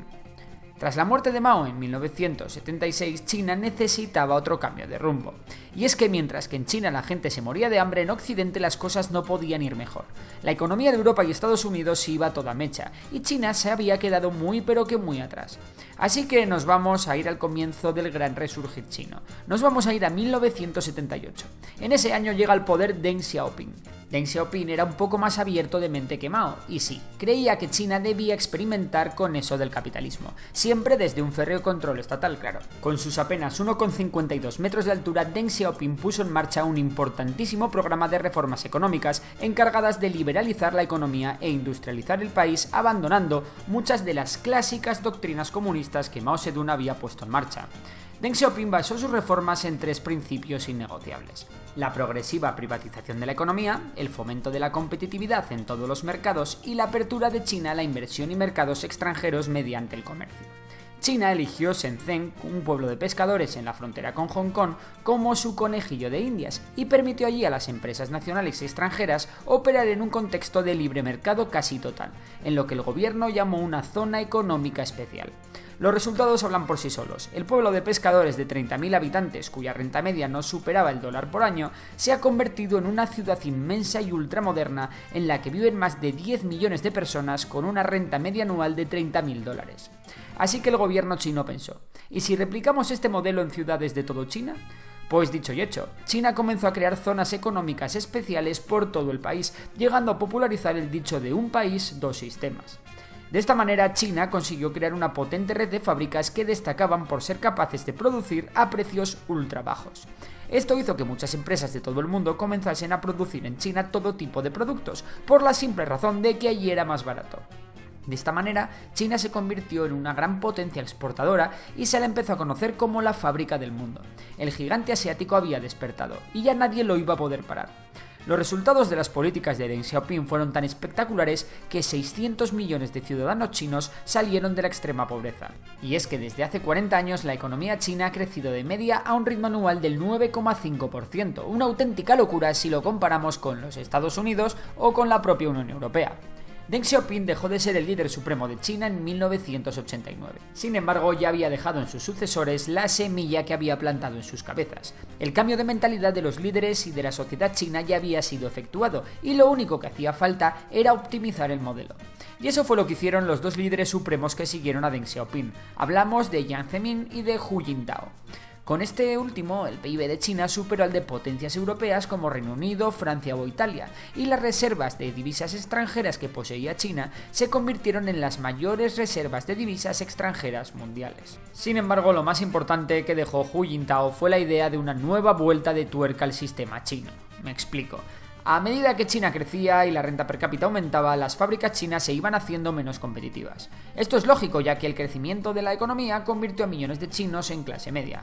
Por ello, de repente, era más barato para una empresa extranjera fabricar en países como Bangladesh o la India que en la propia China. Así que el líder Hu Jintao enseguida vio que el desarrollo chino pasaba por llevar a cabo un desarrollo científico y tecnológico. Sin embargo, el encargado de llevar a cabo esta misión no iba a ser él, sino su sucesor, el actual líder de China, Xi Jinping, que llegó al poder en 2012 declarando que sus políticas iban encaminadas en 3 direcciones. 1. Fortalecer la nación. 2. Elevar el nivel de vida de la población. Y 3. Acabar con la corrupción. Este último punto, acabar con la corrupción, fue importantísimo, ya que la corrupción causada por un Estado tan fuerte y tan grande estaba amenazando con sacudir los cimientos de la nueva China. Con Xi Jinping en el poder se llegó a procesar a más de 200.000 cargos públicos. Esto ha hecho muy popular la figura de Xi Jinping, que se ha ganado la confianza de las clases bajas y medias de la China rural menos desarrollada. Con Xi Jinping, China ha continuado creciendo a un ritmo vertiginoso, algo increíble dado el tamaño tan considerable que tiene ya la economía china. Sin embargo, Xi Jinping está cambiando la estructura de la economía china, empezando a basar su crecimiento en 3 pilares fundamentales. Por un lado tenemos a la demanda interna, el propio mercado chino, que empoderado y con una capacidad adquisitiva mucho mayor que la que tenía antaño, resulta ser una oportunidad de oro para las empresas del propio gigante asiático. Por otro lado, tenemos a China pasando de tener una industria focalizada en la exportación de productos manufacturados de bajo coste y calidad dudosa a la producción de bienes de alto valor añadido. Y es que la industria china es a día de hoy puntera en diversos sectores tecnológicos e industrias estratégicas. Hablamos de industrias tan importantes como la tecnológica, la robótica, la farmacéutica o la mismísima industria de defensa. Y por último, China ha apostado su futuro a una carta que a mi juicio es ganadora. Hablamos del comercio. En 2016, el expresidente de los Estados Unidos, Donald Trump, cargó contra las prácticas comerciales de China y anunció que Estados Unidos impondría nuevos aranceles contra algunos productos chinos, desatando una auténtica guerra comercial entre ambos países. Esto hizo que China acelerase una estrategia que llevaba implantando desde el ascenso al poder de Xi Jinping: el desarrollo y expansión de sus redes comerciales, entre las que destaca la nueva ruta de la seda y la nueva ruta de la seda marítima. La primera es una ruta ferroviaria que conectará en tiempo récord a China con Oriente Medio, Rusia y Europa, mientras que la nueva ruta de la seda marítima es una red de puertos que conecta China con el resto de Asia, África y Europa. Y es que China lleva muchos años invirtiendo en infraestructuras estratégicas de muchos países en Europa, Latinoamérica, Asia y sobre todo en África. Hablamos de una inmensa red de oleoductos, gasoductos, líneas de ferrocarril y puertos marítimos con el fin de desarrollar sus rutas comerciales y no tener tanta dependencia del comercio con su enemigo por el trono mundial, Estados Unidos. Para tan magno proyecto, China va a destinar entre 4 y 8 billones de dólares. Hablamos de billones europeos, es decir, trillones de dólares americanos. Esto ha provocado que a día de hoy muchas de las mayores constructoras del mundo sean chinas. Con todo esto parece que China se va a comer el mundo, y sí, seguramente sea así y es casi inevitable que se convierta en la próxima gran potencia mundial. De hecho, su gestión de la situación sanitaria en 2020 la ha acercado mucho a esta posición. Sin embargo, la trayectoria de China no está exenta de riesgos, ya que tiene varios retos por delante con los que tendrá que lidiar. Hablamos de crisis económicas, una posible burbuja inmobiliaria dentro del país, o el envejecimiento de una población que llevó al gigante asiático incluso a abandonar en 2015 la política de hijo único que estuvo vigente durante décadas, manteniendo eso sí un límite de 2 hijos por pareja. Y es que a pesar de que una población de 1.400 millones de personas, es decir, que de cada 5 personas en el mundo una sea china, parezca una bendición, es un arma de doble filo. Esta fuerza demográfica es lo que ha hecho que China sea el gran candidato a ser la mayor potencia mundial en los próximos años. Pero también, si se cumple la misma tendencia que en el resto de países desarrollados, la tasa de natalidad decrece, la esperanza de vida aumenta y la población envejece. Por ello, mantener a tantísimos millones de ancianos será un reto muy pero que muy complicado para el gobierno chino en las próximas décadas. Además, China en algún momento tendrá que lidiar con otro gran problema de su país, y que le ha permitido tener una ventaja competitiva en muchas industrias durante los años pasados. Hablamos de los altos niveles de contaminación que tiene el gigante asiático. Si alguno ha ido a China sabrá de buena mano de lo que hablo. Ciudades completamente cubiertas por una niebla de contaminación y un aire al que el resto de los mortales no estamos acostumbrados son la tarjeta de presentación de China cuando llegas al aeropuerto. Para que os hagáis una idea, en 2019 China emitió más gases contaminantes a la atmósfera que el resto de países juntos. También China es la única gran economía que sigue apostando por el carbón como fuente de energía principal para generar electricidad, mientras que en el resto de países desarrollados están reduciendo el uso de carbón a pasos agigantados. Por último, otra de las grandes controversias que sufrirá China en los próximos tiempos será el aumento de su gasto militar. China tiene muchas tensiones geopolíticas con sus vecinos. Hablamos de países tan importantes como Australia, Japón o la India, por no hablar del conflicto que China tiene con Taiwán o de las crecientes tensiones con Estados Unidos. Si China quiere realizar la expansión comercial con garantías y convertirse en el actor hegemónico a nivel mundial, China tendrá que aumentar su gasto militar y aumentar su capacidad de disensión, al menos equilibrando su poderío militar con el del mismísimo Estados Unidos. Sin embargo, a día de hoy ambas potencias están muy pero que muy lejos, y Estados Unidos se encuentra muy por delante de China en ese aspecto. Y bueno, estas son las claves del desarrollo de China como potencia mundial y de su posible futuro. Pero lo más importante aquí eres tú. ¿Crees que China superará pronto a Estados Unidos como potencia mundial? Tras la guerra civil, España quedó completamente destruida, arruinada y aislada del mundo, en una situación tremendamente desoladora en la que nadie daba un duro por el país. Una España oscura en la que incluso el hambre se abría paso. Sin embargo, un cuarto de siglo después, todo había cambiado y el país comenzó un despegue económico meteórico que puso de nuevo a España en el mapa. Un proceso tan sorprendente que ahora muchos hablan de él como el milagro español. Pero, ¿cómo fue esto posible? ¿Tuvo la dictadura algo que ver? ¿Cómo pasó España de tener hambre a convertirse en una economía desarrollada? Pues venga, pónganse cómodos, que enseguida lo vamos a ver. Toda esta historia comienza el 1 de abril de 1931, día de ese último parte de guerra en el que, cautivo y desarmado el Ejército Rojo, las tropas sublevadas consiguen sus últimos objetivos militares y toman Alicante, que se había convertido en el último reducto de la República Española. Fue entonces cuando el dictador Francisco Franco asumió el liderazgo del país gracias en parte a la ayuda que Alemania, Italia y Portugal habían prestado al dictador. Como decía, la situación de España tras 3 años de guerra civil era penosa. Infraestructuras críticas como puentes, ferrocarriles y fábricas fueron destruidas o gravemente dañadas, lo que afectó directamente a la capacidad productiva del país. Ciudades y pueblos sufrieron daños considerables y la agricultura, una parte vital de la economía española, también se vio seriamente afectada por la destrucción y el abandono de tierras cultivables. Además, España perdió muchísimo talento y fuerza laboral. A los 500.000 muertos causados por la guerra y a la gran cantidad de heridos, que ya nunca podrían volver a trabajar, hay que sumar el exilio de cientos de miles de españoles que huían de la represión del nuevo régimen franquista. Estos exiliados incluían a intelectuales, científicos y trabajadores cualificados cuya ausencia se sintió en diversos sectores económicos. El estallido de la Segunda Guerra Mundial no mejoró las cosas, ya que España apostó a caballo perdedor. A pesar de que el gobierno franquista fue hábil diplomáticamente, pasando de la no beligerancia a la estricta neutralidad a medida que Alemania comenzaba a perder la guerra, el final de la contienda dejó a España completamente aislada del mundo. España, sabedora de que no tenía aún su lugar en el nuevo orden mundial surgido de la Segunda Guerra Mundial, adoptó una postura muy autárquica. Es decir, España buscaba ser autosuficiente y no comerciar con nadie. Sin embargo, la cosa no estaba saliendo muy bien. La década de los 40 está marcada por una severa escasez de alimentos y otros bienes, lo que llevó al establecimiento de un sistema de racionamiento que duraría hasta principios de los 50. La malnutrición era común, y el extraperlo, como se conocía al mercado negro, se convirtió en una práctica extendida.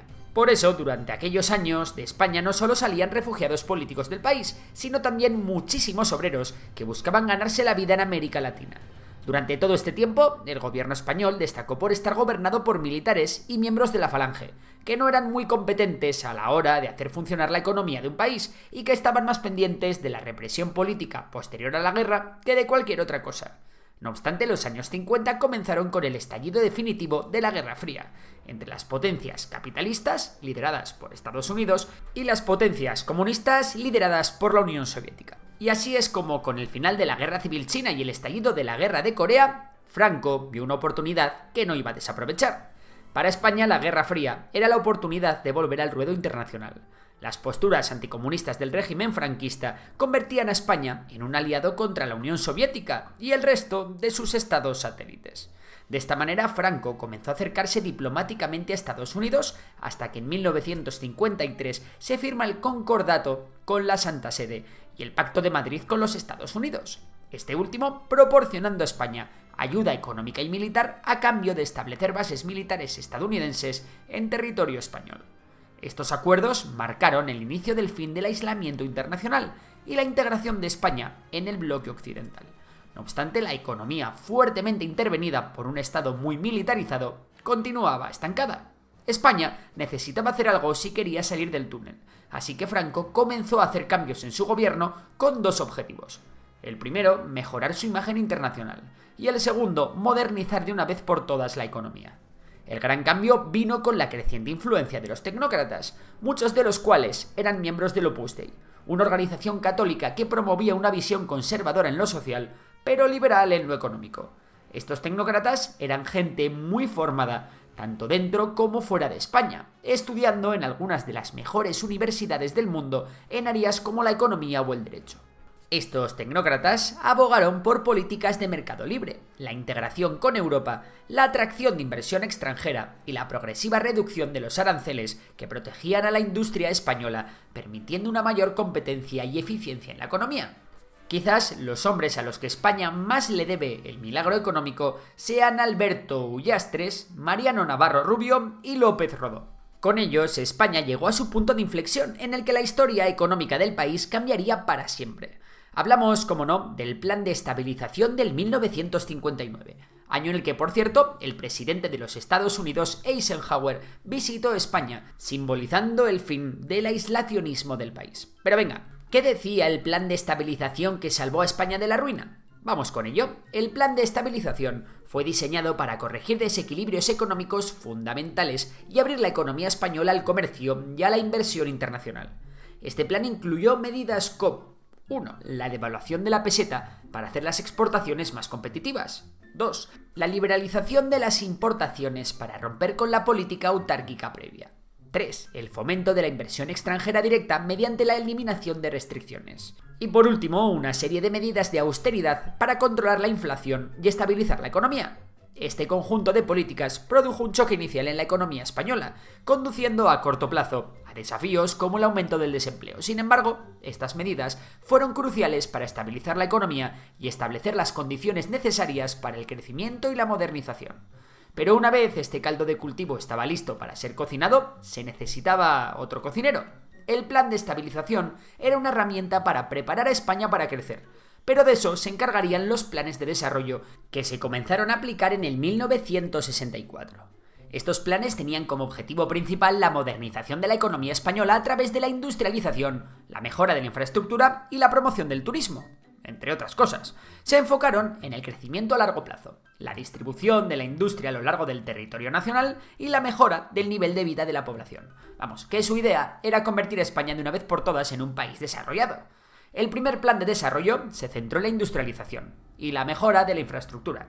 Llevado a cabo entre el 1964 y el 1967, este buscaba un crecimiento económico equilibrado, evitando los cuellos de botella que pudieran frenar la producción industrial. En él se promovió la inversión en sectores considerados clave para el crecimiento económico, como el siderúrgico, el químico y el de bienes de equipo. Además, se mejoró mucho la red de carreteras y transportes para facilitar el movimiento de bienes y de personas. El segundo plan fue ejecutado entre el 1968 y el 1971 y buscaba consolidar los avances del primer plan y comenzar a abordar las desigualdades regionales y sociales, promoviendo el desarrollo de regiones menos avanzadas. Se destinaron recursos a la promoción de la educación y la formación profesional, reconociendo la necesidad de una fuerza laboral más cualificada. Además, se fomentó la diversificación industrial para reducir la dependencia de unos pocos sectores y se promovieron políticas para atraer inversión a regiones menos desarrolladas. Y por último, el tercer plan, que se llevó a cabo entre el 1972 y la muerte de Franco, se enfocó más en la calidad de vida de la población y en la preparación de la economía española para la integración en la Comunidad Económica Europea. En él se introdujeron medidas para mejorar el acceso a la vivienda y los servicios de salud. Sin embargo, la crisis del petróleo emborronó bastante las cosas, causando una importante inflación y sobre todo una gran conflictividad social que aumentó a su vez debido a la muerte del dictador. Los datos hablaban por sí solos. El PIB de España se disparó, mejorando con ello el nivel de vida de la población española con un incremento promedio del 7% anual. Casi nada. De hecho, un dato curioso es que gracias a los planes de estabilización y desarrollo, España vio como su PIB per cápita superó al del archienemigo franquista, la Unión Soviética. Además, la producción industrial aumentó un promedio del 10% entre el 1960 y el 1973. El número de turistas extranjeros también se multiplicó, pasando de los 1,5 millones en 1955 a más de 30 a mediados de los 70, convirtiéndose en una importante fuente de divisas. Además, no solo los ingresos aumentaron, permitiendo el acceso a bienes de consumo, sino que el país contó con mejores servicios públicos que en los años 40 y 50, como los servicios de salud y una educación que, a pesar de seguir completamente controlada por el régimen, era de mayor calidad. El desarrollo de España también trajo consigo un movimiento masivo de población del campo a la ciudad, ya que la gente buscaba trabajo en las industrias emergentes y los servicios. Esto aceleró la urbanización y transformó el tejido social y cultural de España, pero creó grandes desigualdades regionales que aún hoy en día se pueden seguir percibiendo en España. Al internacionalizarse, la economía española desarrolló una fuerte dependencia de sectores volátiles, como el turismo y la inversión extranjera. Esto hizo a España vulnerable a las fluctuaciones económicas globales, como se vio durante la crisis del petróleo de 1973, que pegaría muy fuerte en España, pero esa es otra historia. La buena noticia es que tras más de 25 años, España por fin pudo dejar atrás la miseria que provocó la guerra civil y la posterior lamentable gestión de la posguerra. Suiza es un país aislado entre montañas, del que sale el que posiblemente sea el mejor chocolate del mundo. Pero más allá de tan magno manjar y de fabricar los relojes más precisos, Suiza es mundialmente conocida por su riqueza y su sistema bancario. Sin embargo, el país está geográficamente en un sitio que a priori nos podría parecer malísimo para el desarrollo de un estado. Y es que, salvo su meseta central, casi todo el territorio suizo es pura montaña y, por supuesto, no tiene salida al mar, por lo que el comercio con Suiza históricamente ha sido muy pero que muy complicado. Además, el país cuenta con 8 millones de habitantes, que tienen una de las rentas más altas del mundo, es decir, que allí no hay mano de obra barata. Por último, Suiza no tiene grandes recursos naturales, vamos, que ni tiene petróleo, ni gas, ni saca nada de su tierra que tenga gran interés. Entonces, ¿cómo es posible que Suiza sea tan rica? ¿Cómo ha conseguido un país tan inaccesible ser una de las capitales mundiales del dinero? ¿Se debe solo a sus bajos impuestos o hay algo más detrás de todo esto? Pues venga, poneros cómodos que vamos con el milagro económico de Suiza. Lo primero, vamos a ver si Suiza de verdad es tan rica. El país helvético ocupa el tercer puesto en el ranking de índice de desarrollo humano, solo por detrás de Noruega e Irlanda. Recordemos que el IDH mide el avance conseguido por un país en 3 dimensiones básicas del desarrollo humano: disfrutar de una vida larga y saludable, acceso a la educación y nivel de vida digno. Por otra parte, su PIB per cápita es, según el Banco Mundial y el FMI, el quinto más elevado del mundo tras Luxemburgo, Singapur, Irlanda y Qatar. Recordemos que el PIB per cápita es la suma de todos los bienes y servicios finales producidos por un país en un año dividido por su población. Además, Suiza cuenta con un tejido empresarial bastante sólido, con marcas punteras a nivel mundial como Rolex, Lindt o la gigante Nestlé. Además, su sistema bancario es uno de los más potentes del mundo, con bancos gigantes como el propio Credit Suisse. Así que sí, nuestra percepción sobre Suiza se ajusta a la realidad. Suiza es uno de los países más ricos del mundo. Ahora, veamos el porqué. Suiza es una de las naciones más antiguas del mundo. El país es un estado federal que lo forman 26 cantones bastante independientes. Algunos de estos cantones llevan confederados desde hace más de 7 siglos. Y a pesar de que ahora Suiza sea un remanso de paz, tranquilidad y neutralidad, entre los cantones han habido muchos palos y Suiza, tanto en la Edad Media como en la Edad Moderna, ha sido una zona en la que ha habido una buena cantidad de guerras, invasiones y levantamientos. Sin embargo, nos tenemos que ir al siglo XIX para encontrarnos a una Suiza realmente neutral. Y es que en el Tratado de París de 1815, Suiza hizo que todo el mundo reconociera su estricta neutralidad tras deshacerse de las tropas francesas de Napoleón.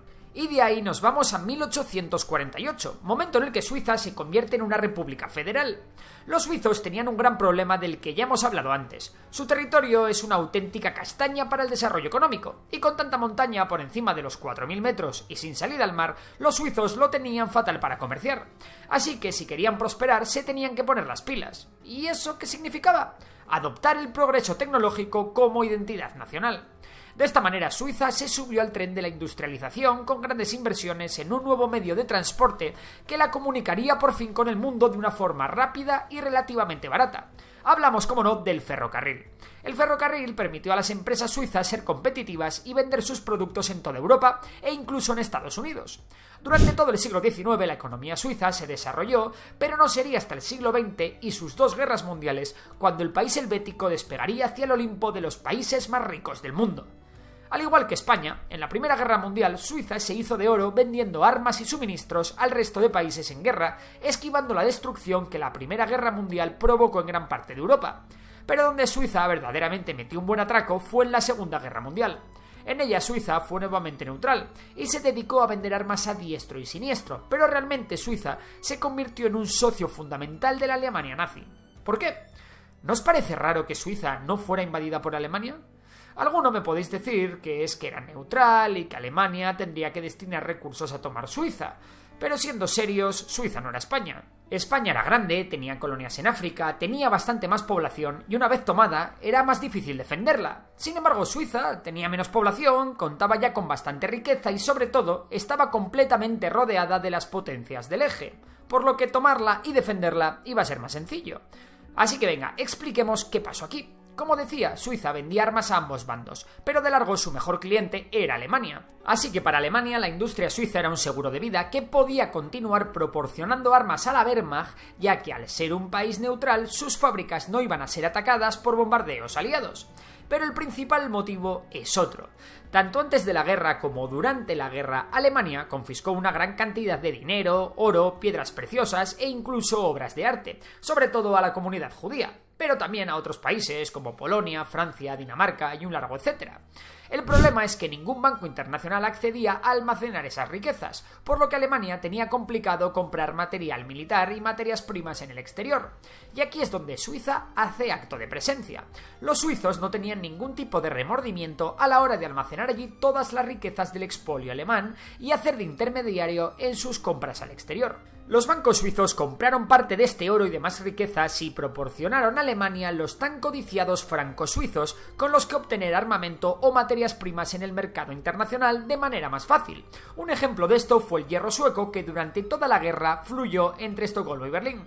¿Y qué ocurrió con toda esa riqueza fruto de las tropelías alemanas? Pues la mayor parte de esta acabó olvidada en numerosas cuentas suizas, ya que sus legítimos dueños desconocían la existencia de estas cuentas o simplemente habían muerto. Por poner un ejemplo, de las más de las 100 toneladas de oro que se estima que Alemania pudo almacenar en Suiza, los helvéticos tan solo tuvieron que devolver 4. Así que sí, el despegue económico suizo se debe en gran parte a una riqueza de origen cuanto menos inmoral. Pero como todos sabéis, cuando se trata de la economía de un país no basta con amasar una gran cantidad de riqueza en un momento determinado. Lo complicado es mantenerse. Para perpetuar su riqueza, Suiza ha llevado a cabo grandes inversiones en investigación y desarrollo, es decir, en el famoso I+D. De hecho, a día de hoy, Suiza continúa siendo el 10º país del mundo con una mayor inversión por habitante en I+D. También Suiza es el país con un mayor número de patentes por habitante, y teniendo tan poca población, los suizos han conseguido tener 27 premios Nobel, ocupando el puesto número 7 en el ranking. Esto ha permitido a Suiza que se asocie su tecnología y sus productos a una altísima calidad y durabilidad. Por otro lado, Suiza tiene una cultura política muy particular. Las políticas a largo plazo, uno de los pilares del desarrollo de un país, no son una utopía, como en muchas otras democracias representativas en las que se gobierna con la vista puesta a las próximas elecciones. ¿Y cómo han conseguido esto? Pues con un sistema de participación directa. Pues sí, el pueblo suizo participa como ningún otro en la toma de decisiones políticas, ya que es llamado a las urnas 4 veces por año para votar sobre un promedio de 15 asuntos federales, así como otros a nivel cantonal o incluso local. Y aunque parezca increíble, muchísima gente vota en estos referéndums, ya que su media de participación en la última década es del 45%. De hecho, los ciudadanos pueden hacer que cualquier propuesta se vote si se reúnen tan solo 50.000 firmas de residentes con derecho a voto. De hecho, en 2016, los suizos rechazaron el plan de renta básica garantizada para todos, porque aunque parezca increíble, el 77% de los votantes rechazaron un pago universal de 2.250 euros para todos los adultos. En la práctica, lo que provoca esta participación directa es una política más sana, en la que el poder de decisión de los políticos no es tan importante y en la que los partidos políticos buscan amplios consensos que permiten al país ponerse horizontes a largo plazo. La democracia directa también es una buena herramienta para que los intereses personales de los políticos interfieran menos en las propias decisiones políticas y cosas como las puertas giratorias tengan mucho menos sentido en Suiza. Vayamos con otra razón que explica el desarrollo suizo: la competencia entre cantones. Tener regiones casi independientes hace que éstas tengan que competir entre ellas por ver quién ofrece mejores condiciones a los empresarios para establecerse en su territorio. Es por esto que en Suiza los impuestos son bastante bajos, pero no uniformes, y cada cantón tiene su propio sistema fiscal y sus propias leyes e incentivos para atraer a más y más empresas. También el 2,9% de la economía suiza depende del turismo. Y es que finalmente Suiza ha sabido sacarle provecho a las pocas cosas que su territorio le ha podido ofrecer: belleza y nieve. De esta manera, casi 12 millones de turistas visitaron Suiza en 2019, unos turistas de alto valor, ya que el perfil del turista que visita Suiza es un perfil con ingresos altos. Pero la joya de la corona de Suiza son sin duda sus bancos y la legislación que hasta hace poco les ha regulado. Pero, ¿por qué todos los ricos del mundo han puesto su dinero en los bancos suizos desde tiempos inmemoriales? Pues básicamente por una sola cosa: su secreto bancario. En la cultura suiza, a nivel de privacidad, el secreto bancario es algo similar a lo que en el resto del mundo pueden ser la relación entre un médico y su paciente o un abogado y su cliente. Por ello, desde hace muchísimas décadas, delincuentes de todo tipo y condición, como narcotraficantes, traficantes de armas, dictadores, señores de la guerra, políticos corruptos y demás gandalla, escondían sus botines en bancos suizos, beneficiándose de ese secreto bancario. Lo mismo hacían ricos de todo el mundo que aprovechaban los bajos impuestos suizos y su secreto bancario para defraudar impuestos y no pagarlo en sus países de origen. Por ello, Suiza se convirtió en una verdadera caja fuerte en la que toda esta gente confiaba. Daba igual que crisis viniese, daba igual que te pillasen robando con las manos en la masa y acabases en la cárcel. Si tenías tu dinero en un banco suizo, tu dinero estaba seguro. De hecho, los bancos se han beneficiado de la muerte de muchos de estos ricos que, una vez muertos, nadie ha reclamado su fortuna y se la han quedado.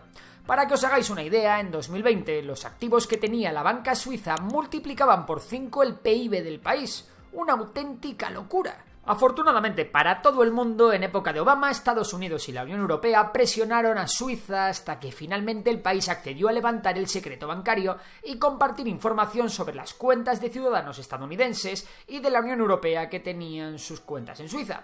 Aún así, todo el expertise que los bancos suizos han adquirido durante todos estos años han hecho que en materia de consultoría y de servicios bancarios, la banca suiza siga siendo una de las más eficientes del mundo. Aún así, todavía se publican diversos reportes de agencias internacionales sobre transparencia que alertan de que los altos grados de corrupción en los bancos suizos son inaceptables, por lo que aún no es oro todo lo que reluce. O bueno, igual oro sí. Así es como Suiza se ha hecho rica. El caso, recapitulemos sus pasos más importantes. 1. Subirse al tren de la industrialización para conectarse comercialmente con el mundo. 2. Declarar su neutralidad y aprovecharse de los conflictos europeos obteniendo una base de riqueza de dudosa moral. 3. Fuertes inversiones en I+D que crearon industrias punteras. 4. Un sistema de democracia directa que fomenta las políticas a largo plazo. 5. Competencia entre cantones y aprovechamiento del turismo. Y 6. Un sistema bancario fuerte que da confianza a las grandes fortunas. Y ahora el turno es para ti. ¿Crees que ha habido alguna otra razón? ¿Seguirá siendo Suiza una economía top?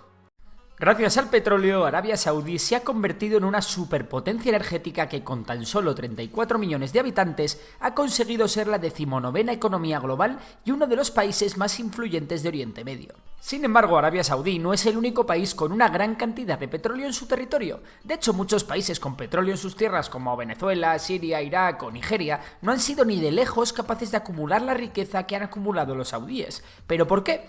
¿Qué ha hecho Arabia Saudí para convertirse en un referente económico mundial? ¿Dónde está la clave de su gestión? ¿Podrían otros países copiar su modelo? Pues poneros cómodos que empezamos. La historia de crecimiento económico de Arabia Saudí comienza el 3 de marzo de 1938 con el descubrimiento de la mayor reserva de petróleo del mundo en Dhahran.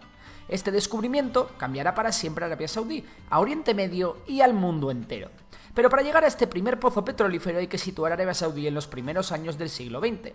El rey Abdulaziz, de la Casa Saud, consigue la unificación de Arabia Saudí bajo su mandato en 1932 e instaura una monarquía absoluta, después de numerosas luchas tribales y de conseguir el apoyo del Imperio Británico. Con un nuevo reino que dirigir y con unas cuentas públicas a las que poner orden, hay dos grandes razones por las que el rey Abdelaziz se tomó en serio la búsqueda de petróleo. Para empezar, 30 años antes, en 1908, la Anglo-Persian Oil Company había encontrado petróleo en Irán. Además, también fue clave la demanda de petróleo durante la Primera Guerra Mundial, necesario para el funcionamiento de los primeros carros de combate y aviones, que se convertirán en piezas fundamentales de los ejércitos modernos, especialmente tras la Segunda Guerra Mundial. Esto motivó al rey Abdelaziz, que tonto no era, a reunirse con un ingeniero de minas neozelandés llamado Frank Holmes. Durante la Primera Guerra Mundial, Holmes había estado en Galípoli y después en Etiopía, donde escuchó por primera vez los rumores de filtraciones de petróleo en la región del Golfo Pérsico. En 1925, Holmes obtuvo una concesión del Sheikh de Bahrein, que le permitía buscar petróleo allí, y tras una prometedora prospección consiguió que Standard Oil se interesara por la concesión. Tras varios años de prospecciones, en 1932, Bahrain Petroleum Company, filial de Standard Oil, descubrió petróleo en Bahrein. Este descubrimiento fue el empujón definitivo para comenzar la búsqueda de petróleo en Arabia Saudí. Para el rey, los ingresos que podía traer el petróleo supondrían un alivio para las cuentas del reino. Hasta entonces, la principal fuente de ingresos del reino consistía en sangrar con impuestos a los peregrinos que venían a la Meca, y esta práctica se había convertido en un problema especialmente a partir de la Gran Depresión, que trajo una fuerte caída en el número de peregrinos. Las negociaciones para obtener una concesión de petróleo en la provincia de Al-Hasa, al oeste de Arabia Saudí y cercana a Bahrein, empezaron en 1933. La concesión se otorgó a Standard Oil, una compañía de Estados Unidos. Standard Oil creó la sociedad California Arabian Standard Oil Company para gestionar la concesión. Esta empresa finalmente se convertirá en la Arabian American Oil Company, más conocida como Aramco. El equipo de geólogos aún tardó varios años en conseguir un descubrimiento que tuviera algún valor comercial, pero el 3 de marzo de 1938 el pozo Danam número 7 extrajo petróleo por primera vez. En solo 3 semanas el petróleo fluía a punta pala y ya se estaban extrayendo más de 100.000 barriles semanales. Así comenzaba una nueva era para el recientemente creado Reino de Arabia Saudí, que se acabaría convirtiendo en la mayor fuente mundial de petróleo. En 1939, la primera modificación otorgó a Aramco una mayor área para buscar petróleo y extendió la concesión 6 años más, hasta 1999. A cambio, Aramco aceptó suministrar al gobierno de Arabia Saudí grandes cantidades de queroseno y gasolina gratis, y también mayores pagos que los originalmente acordados. Sin embargo, a partir de 1950, el gobierno de Arabia Saudí inició una política de incrementar su participación en los ingresos derivados de la producción de petróleo, llegando a amenazar con nacionalizar las instalaciones petrolíferas del país. Esta presión surtió efecto y Aramco terminó accediendo a compartir beneficios al 50%. Además, el gobierno saudí se marcó un doble tanto, ya que un año después firmó el primer acuerdo de defensa con los Estados Unidos de América, iniciando una relación militar que dura hasta el día de hoy. En esta relación, Arabia Saudí obtiene protección del gigante americano, mientras que Estados Unidos ha llegado a conseguir tener una base en el país y de los grandes beneficios que conlleva la venta de armamento al país arábigo. 1973 fue el año en que Arabia Saudí se hizo plenamente consciente del poder que le daba el ser uno de los principales productores del nuevo oro negro. En octubre de 1973, los países árabes miembros de la OPEP, entre los que estaba Arabia Saudí, toman la decisión de no exportar más petróleo a los países que habían apoyado a Israel durante la guerra del Yom Kippur. Principalmente eran Estados Unidos y los Países Bajos. Además, por el apoyo de Estados Unidos a Israel durante la guerra, el gobierno de Arabia Saudí forzó a Aramco a venderle una participación del 25% en la compañía, participación que aumentó al 60% en 1974. Finalmente, Arabia Saudí tomó el control total de Aramco en 1980. Este será el punto más tenso en las relaciones entre Estados Unidos y Arabia Saudí. Aún así, esto no impidió que la relación militar entre ambos países siguiera fortaleciéndose. 3 meses después del fin de la crisis del petróleo, con los ánimos un poco más calmados, Arabia Saudí firmó un acuerdo por el que se comprometía a ampliar la cooperación económica y militar con Estados Unidos, que incluían la compra de 60 aviones de combate. Y es que desde entonces la compra ingente de equipamiento militar será una manera que tendrán todas las monarquías del Golfo Pérsico para tener contentos a los países occidentales. Durante estos años, el desarrollo de la industria petrolífera y los crecientes ingresos provenientes de ella fueron cruciales para garantizar la estabilidad política del país. A medida que el gobierno tomaba el control de Aramco, Arabia Saudí se convertía en un estado cada vez más centralizado, legitimado por un estado del bienestar fuerte que daba beneficios a toda su población, y además por un crecimiento económico y social financiado por el rápido crecimiento del precio del petróleo. Sin embargo, este rápido crecimiento se terminó estrepitosamente en 1982, con la caída de los precios del petróleo iniciada en 1980.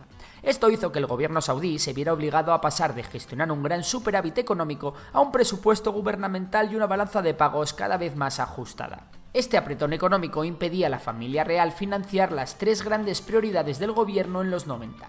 La primera era continuar la expansión del sector petrolífero, la segunda aumentar el gasto armamentístico para asentar su poder militar en la zona, y la tercera mantener el nivel de gasto público que conserve el nivel de vida de la población saudí. Este último es el más importante, ya que los crecientes niveles de paro y el descontento general entre la población joven eran el caldo de cultivo perfecto para que minorías islamistas intentasen derrocar al gobierno de la familia real saudí. Como respuesta a esta crisis, Arabia Saudí se embarcó en un ambicioso programa de reformas que sacasen al país de la situación de estancamiento en la que se encontraba, que acelerase la diversificación de su economía y que redujese el tremendo gasto público al que se había acostumbrado su población. Con el control absoluto de Aramco por parte del gobierno saudí, en 1988 un decreto real cambió el nombre a Saudi Arabian Oil Company, más conocida como Saudi Aramco, su nombre actual. El gobierno saudí asumió la gestión y el control de las operaciones de los campos de gas y de petróleo, hasta entonces en manos de Aramco y sus socios. Esto podía haber sido un nuevo revés en las relaciones entre Estados Unidos y Arabia Saudí, pero en 1990 ocurrirá un hecho clave que hará que reine la paz y la concordia entre ambos países. Hablamos de la Guerra del Golfo. En ella Irak invade Kuwait, que era otra gran potencia exportadora de petróleo para Occidente. De inmediato Arabia Saudí se unió a Estados Unidos y declaró la guerra a Irak por la ocupación de Kuwait. Estados Unidos, preocupado por el avance de Irak y su intención de controlar las reservas de petróleo de la región, acordó desplegar un contingente de más de 500.000 de soldados en territorio saudí para protegerla de una posible invasión iraquí. Estados Unidos, al frente de una gran coalición internacional, acabó aplastando al ejército iraquí, echándolo de Kuwait por la vía rápida. Y para evitar sorpresitas desagradables, Estados Unidos decidió mantener un contingente permanente de 5.000 soldados en Arabia Saudí, contingente que ha mantenido hasta la fecha. En paralelo a la operación militar en Kuwait, Aramco, es decir, para entonces el gobierno de Arabia Saudí, aprovechó la ocasión para convertirse en el mayor productor de petróleo de la región. Debido al embargo internacional impuesto sobre Irak por la ocupación de Kuwait, ya que Kuwait tenía muchos pozos inoperativos por culpa de la guerra, a Occidente le hacía falta petróleo, ya que había bastante escasez. Aramco respondió a las demandas occidentales ampliando su producción de petróleo de 5,4 millones de barriles diarios hasta los 8,5 millones de barriles al día, garantizando que el suministro global de petróleo no se viera afectado. De esta forma, Arabia Saudí no solo se posicionaba como una potencia militar en la región, sino como una superpotencia energética capaz de sostener el suministro global de petróleo ante cualquier tipo de crisis. Para los países occidentales, Arabia Saudí era un seguro de vida, puesto que podía satisfacer todas sus necesidades energéticas siendo un aliado eficiente y sobre todo muy fiable. Sin embargo, la economía de Arabia Saudí dependía completamente del precio del petróleo. Es cierto que el país se convirtió en una de las principales economías mundiales, pero en cuanto baja un poco el precio del petróleo, Arabia Saudí tiene problemas y se convierte en una economía estancada con altos niveles de paro, lo que puede amenazar el gobierno de la familia real saudí. Afortunadamente para la familia real, en Arabia Saudí clavas un palo y prácticamente te sale petróleo, así que los costes de extracción de petróleo de Arabia son muchos más bajos que los de otros países, por lo que las bajadas en el precio del crudo las aguanta mejor que otros países como pueden ser Rusia, Nigeria o Venezuela. Aún así, en 2015, la bajada del petróleo del crudo puso al país contra las cuerdas. Para sacar al país de este estancamiento, el príncipe Mohammed bin Salman presentó en 2016 la Saudi Vision 2030. Un ambicioso plan estratégico para reducir la dependencia de Arabia Saudita del petróleo y diversificar su economía. Su objetivo es convertir el país en el corazón de los mundos árabe e islámico, enfocándose en proyectos culturales y urbanísticos punteros a nivel mundial. Para ello, Arabia Saudí creó un fondo de inversión pública que invierte en nuevas industrias en todo el mundo, con el objetivo de diversificar el patrimonio del Estado. Es cierto que este fondo lleva activo desde 1971, pero no fue hasta 2015 cuando el gobierno saudí empezó a meterle pasta a tope. Para financiar parte de este proyecto, el gobierno anunció la salida a bolsa de Saudi Aramco, donde se pondría a la venta el 5% de la empresa, por la que se esperaban conseguir en torno a los 100.000 millones de dólares. Finalmente se puso a la venta tan solo el 1,5% de la empresa y se recaudaron 25.600 millones de dólares en diciembre de 2019. Esta cantidad valoraba la empresa en unos mareantes 1,7 billones de dólares. Esto convertía a Saudi Aramco en la mayor salida a bolsa de la historia, por encima de la salida a bolsa de la China Alibaba. Desde entonces, el Fondo Soberano de Arabia Saudí ha invertido en algunos proyectos llamativos, como la compra del Newcastle United, equipo de fútbol de la Premier League en 2021.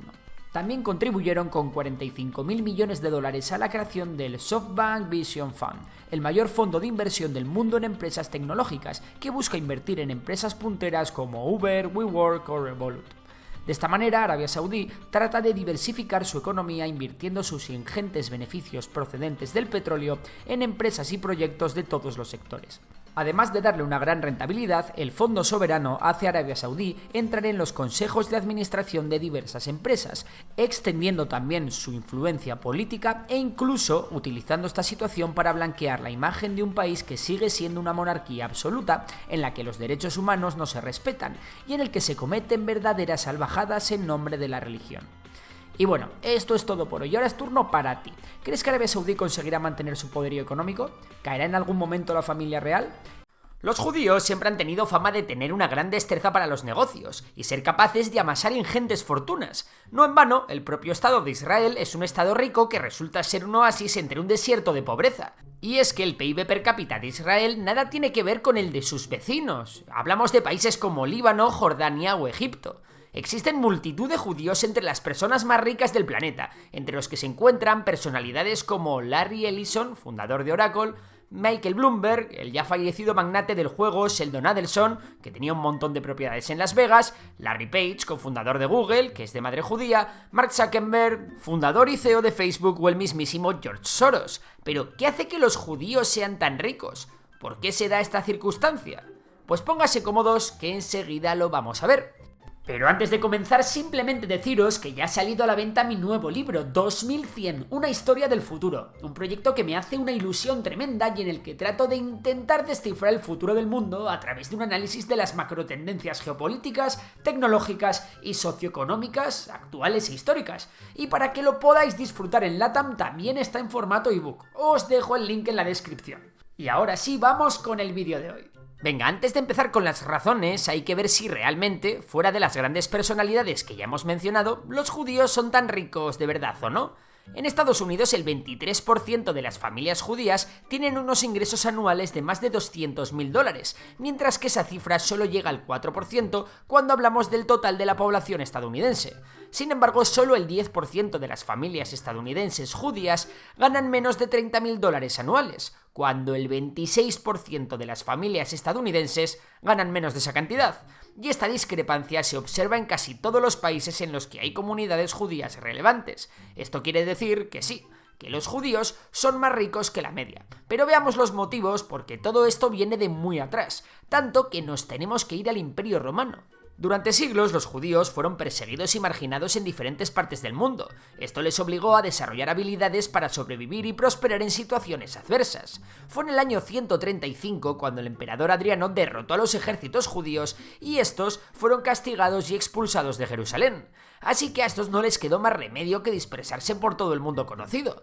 Durante la Edad Media, muchos judíos aprovecharon estas pequeñas comunidades judías que se fueron formando y emigraron a Europa Occidental y Central desde el Medio Oriente y el norte de África, huyendo de la opresión y la persecución. Sin embargo, estos no encontraron demasiada comprensión. Por aquel entonces, los judíos eran considerados extranjeros en la mayoría de los reinos europeos y se les prohibía poseer tierras o propiedades. Por ello, los judíos aprovecharon las comunidades judías de toda Europa y las utilizaron para comerciar entre sí. De esta manera, muchos judíos se hicieron artesanos o comerciantes, comenzando a formar una pequeña burguesía que poco a poco iría progresando, despertando con ello muchas envidias y odios.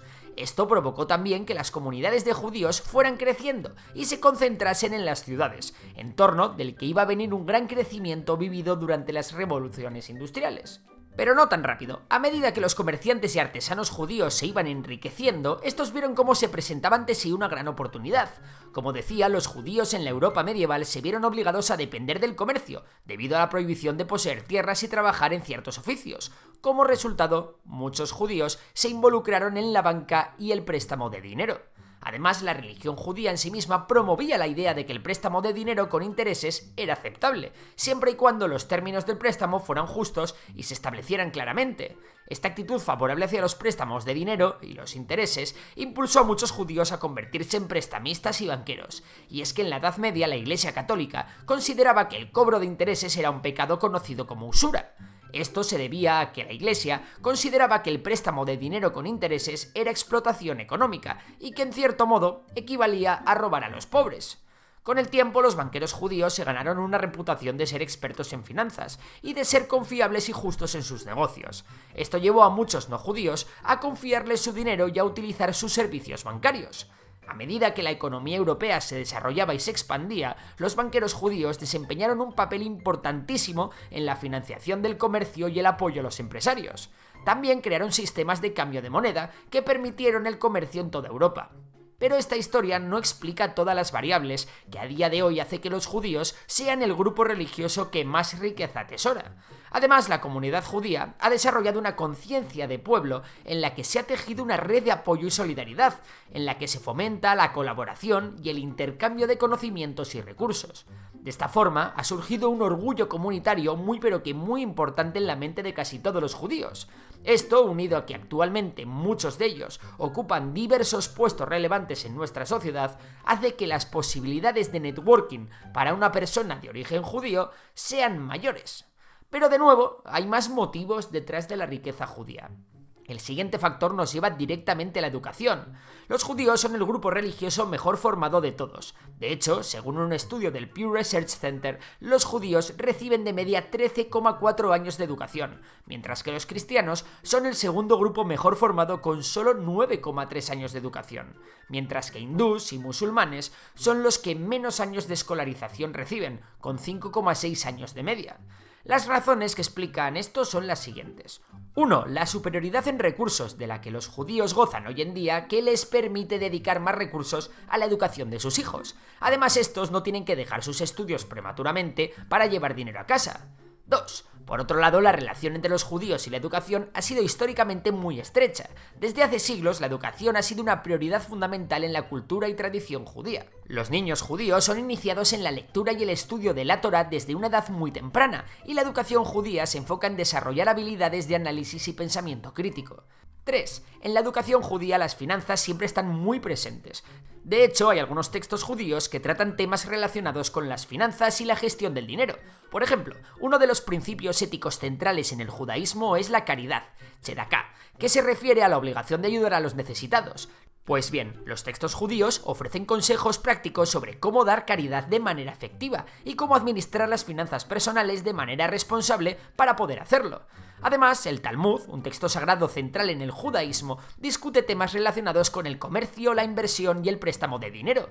Ofrece consejos prácticos sobre cómo manejar las finanzas personales, incluyendo el ahorro, la inversión y la gestión del riesgo. El libro de Proverbios en la Biblia hebrea también contiene numerosos consejos sobre la administración del dinero y la inversión sabia. Por ejemplo, Proverbios 21:20 dice: «Hay tesoro precioso y aceite en la casa del sabio, pero el hombre necio los gasta». Ya hemos visto un montón de razones que hacen que los judíos sean capaces de generar tanta riqueza, pero no podemos acabar el vídeo sin olvidarnos de un último motivo. Como decía antes, los judíos siempre han sido perseguidos en muchas partes del mundo, bien por pura intolerancia religiosa o bien por las envidias y odios que despertaba el que amasaran tanto capital y se dedicasen a la banca. Estas persecuciones que los judíos han tenido que sufrir en diferentes momentos y lugares de la historia han fomentado que este pueblo haya adquirido una gran resiliencia, en la que el pueblo siempre se ha levantado y vuelto a construirse a sí mismo. Además, estas desagradables situaciones, que a menudo les ha obligado a depender de sus propios recursos y habilidades para sobrevivir, les han hecho desarrollar un gran espíritu emprendedor. Además, el haber estado históricamente marginados de los órganos de poder político provocó que la movilidad social entre los judíos a menudo se lograse a través del éxito financiero. Por todo ello, el pueblo judío y el mundo de los negocios siempre han estado muy correlacionados. Y venga, para acabar, vamos a hacer una lista con los motivos de por qué los judíos son tan ricos. 1. La prohibición de tener tierras y dedicarse a ciertos oficios les hizo buenos comerciantes y artesanos, comenzando con el comercio entre comunidades judías de diferentes ciudades europeas. 2. La solidaridad del pueblo judío ha permitido que estos a menudo compartan conocimientos, recursos y contactos. 3. Es el grupo religioso que más invierte en educación. Y 4. Es un pueblo con una gran resiliencia y espíritu emprendedor que históricamente ha contemplado el éxito financiero como un ascensor social.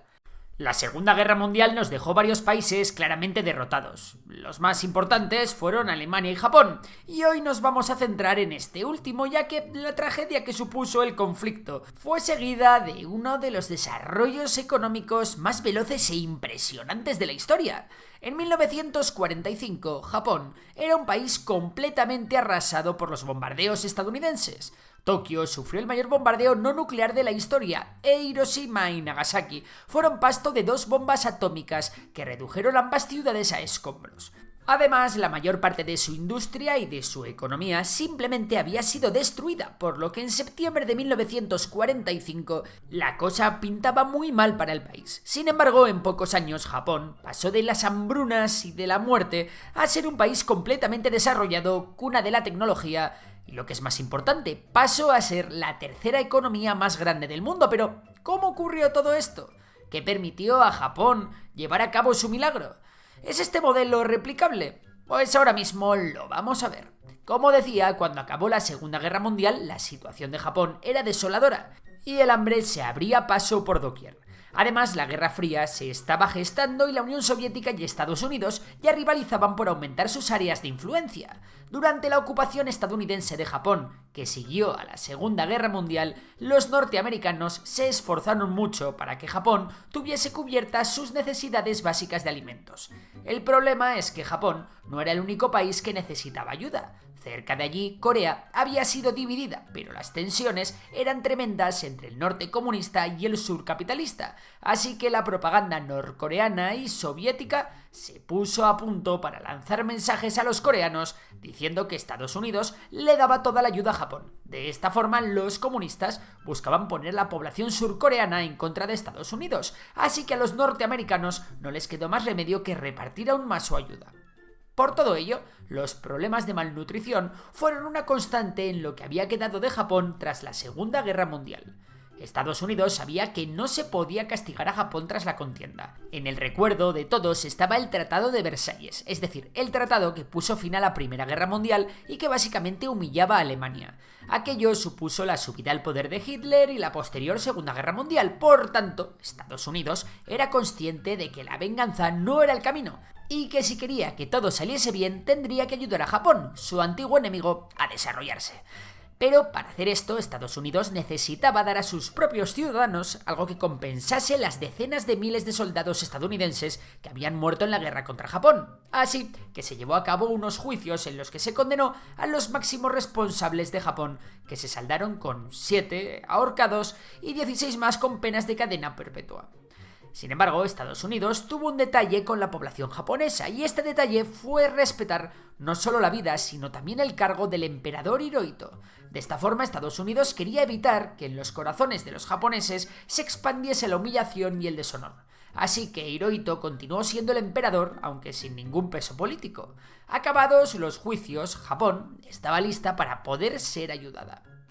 Durante la ocupación estadounidense, el general Douglas MacArthur asumió la responsabilidad del Pacífico, así que él y su equipo se pusieron manos a la obra para llevar a cabo una serie de profundos cambios políticos y sociales. MacArthur y su equipo reescribieron la Constitución japonesa, introduciendo principios democráticos, derechos civiles y se hizo al país renunciar al militarismo. Estos cambios políticos fueron fundamentales, pero las reformas no se detuvieron ahí. Hacía falta algo más. Lo siguiente que se hizo fue atajar el problema del hambre. Para ello se llevó a cabo una gran reforma agraria. Antes de la guerra, los campesinos japoneses a menudo trabajaban en tierras que no les pertenecían, viviendo en condiciones cuanto menos difíciles. Las reformas permitieron a estos campesinos comprar tierras a los grandes terratenientes a precios muy razonables, lo que transformó radicalmente la estructura agrícola de Japón. Esta redistribución de la tierra no solo impulsó la producción agrícola, sino que también eliminó el poder de los terratenientes que habían dominado la política japonesa durante décadas. Esto fue fundamental para desmantelar el Japón imperial y preparar a la nación para una nueva y próspera etapa. En esta nueva etapa, el gobierno japonés también implementó reformas económicas audaces. Una de ellas fue la reforma financiera, conocida como Dodge Line, nombrada así por el asesor económico estadounidense Joseph Dodge. Esta reforma buscaba 1. Recaudación de impuestos de forma más eficiente. 2. Disolver el Banco de Financiamiento de la Reconstrucción. 3. Disminuir la intervención del Estado en la economía. Y 4. Fijar el tipo de cambio en 360 yenes por dólar estadounidense para mantener bajos los precios de exportación japoneses. Pero la reforma más importante que puso en marcha Japón fue la gran reforma educativa. Japón, con la supervisión estadounidense, se enfocó en crear un sistema educativo accesible y de alta calidad para todos. Este énfasis en la educación no solo mejoró la alfabetización y la formación profesional, sino que también fomentó un sentido de unidad y un gran espíritu de reconstrucción.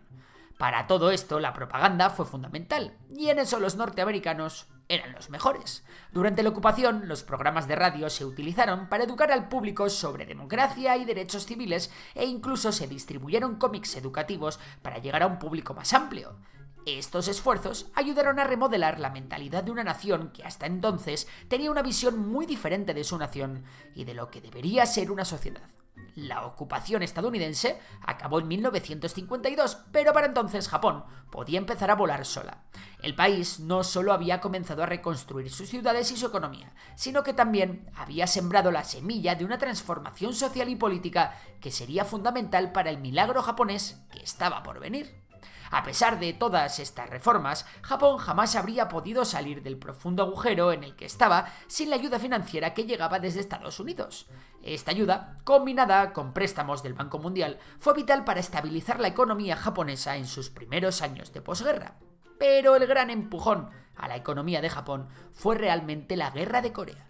A simple vista, una guerra de esas características tan cerca de tu país debería ser algo negativo, sin embargo, nada más lejos de la realidad. Como la mayoría sabréis, Estados Unidos se tomó muy en serio la Guerra de Corea y la ayuda a Corea del Sur.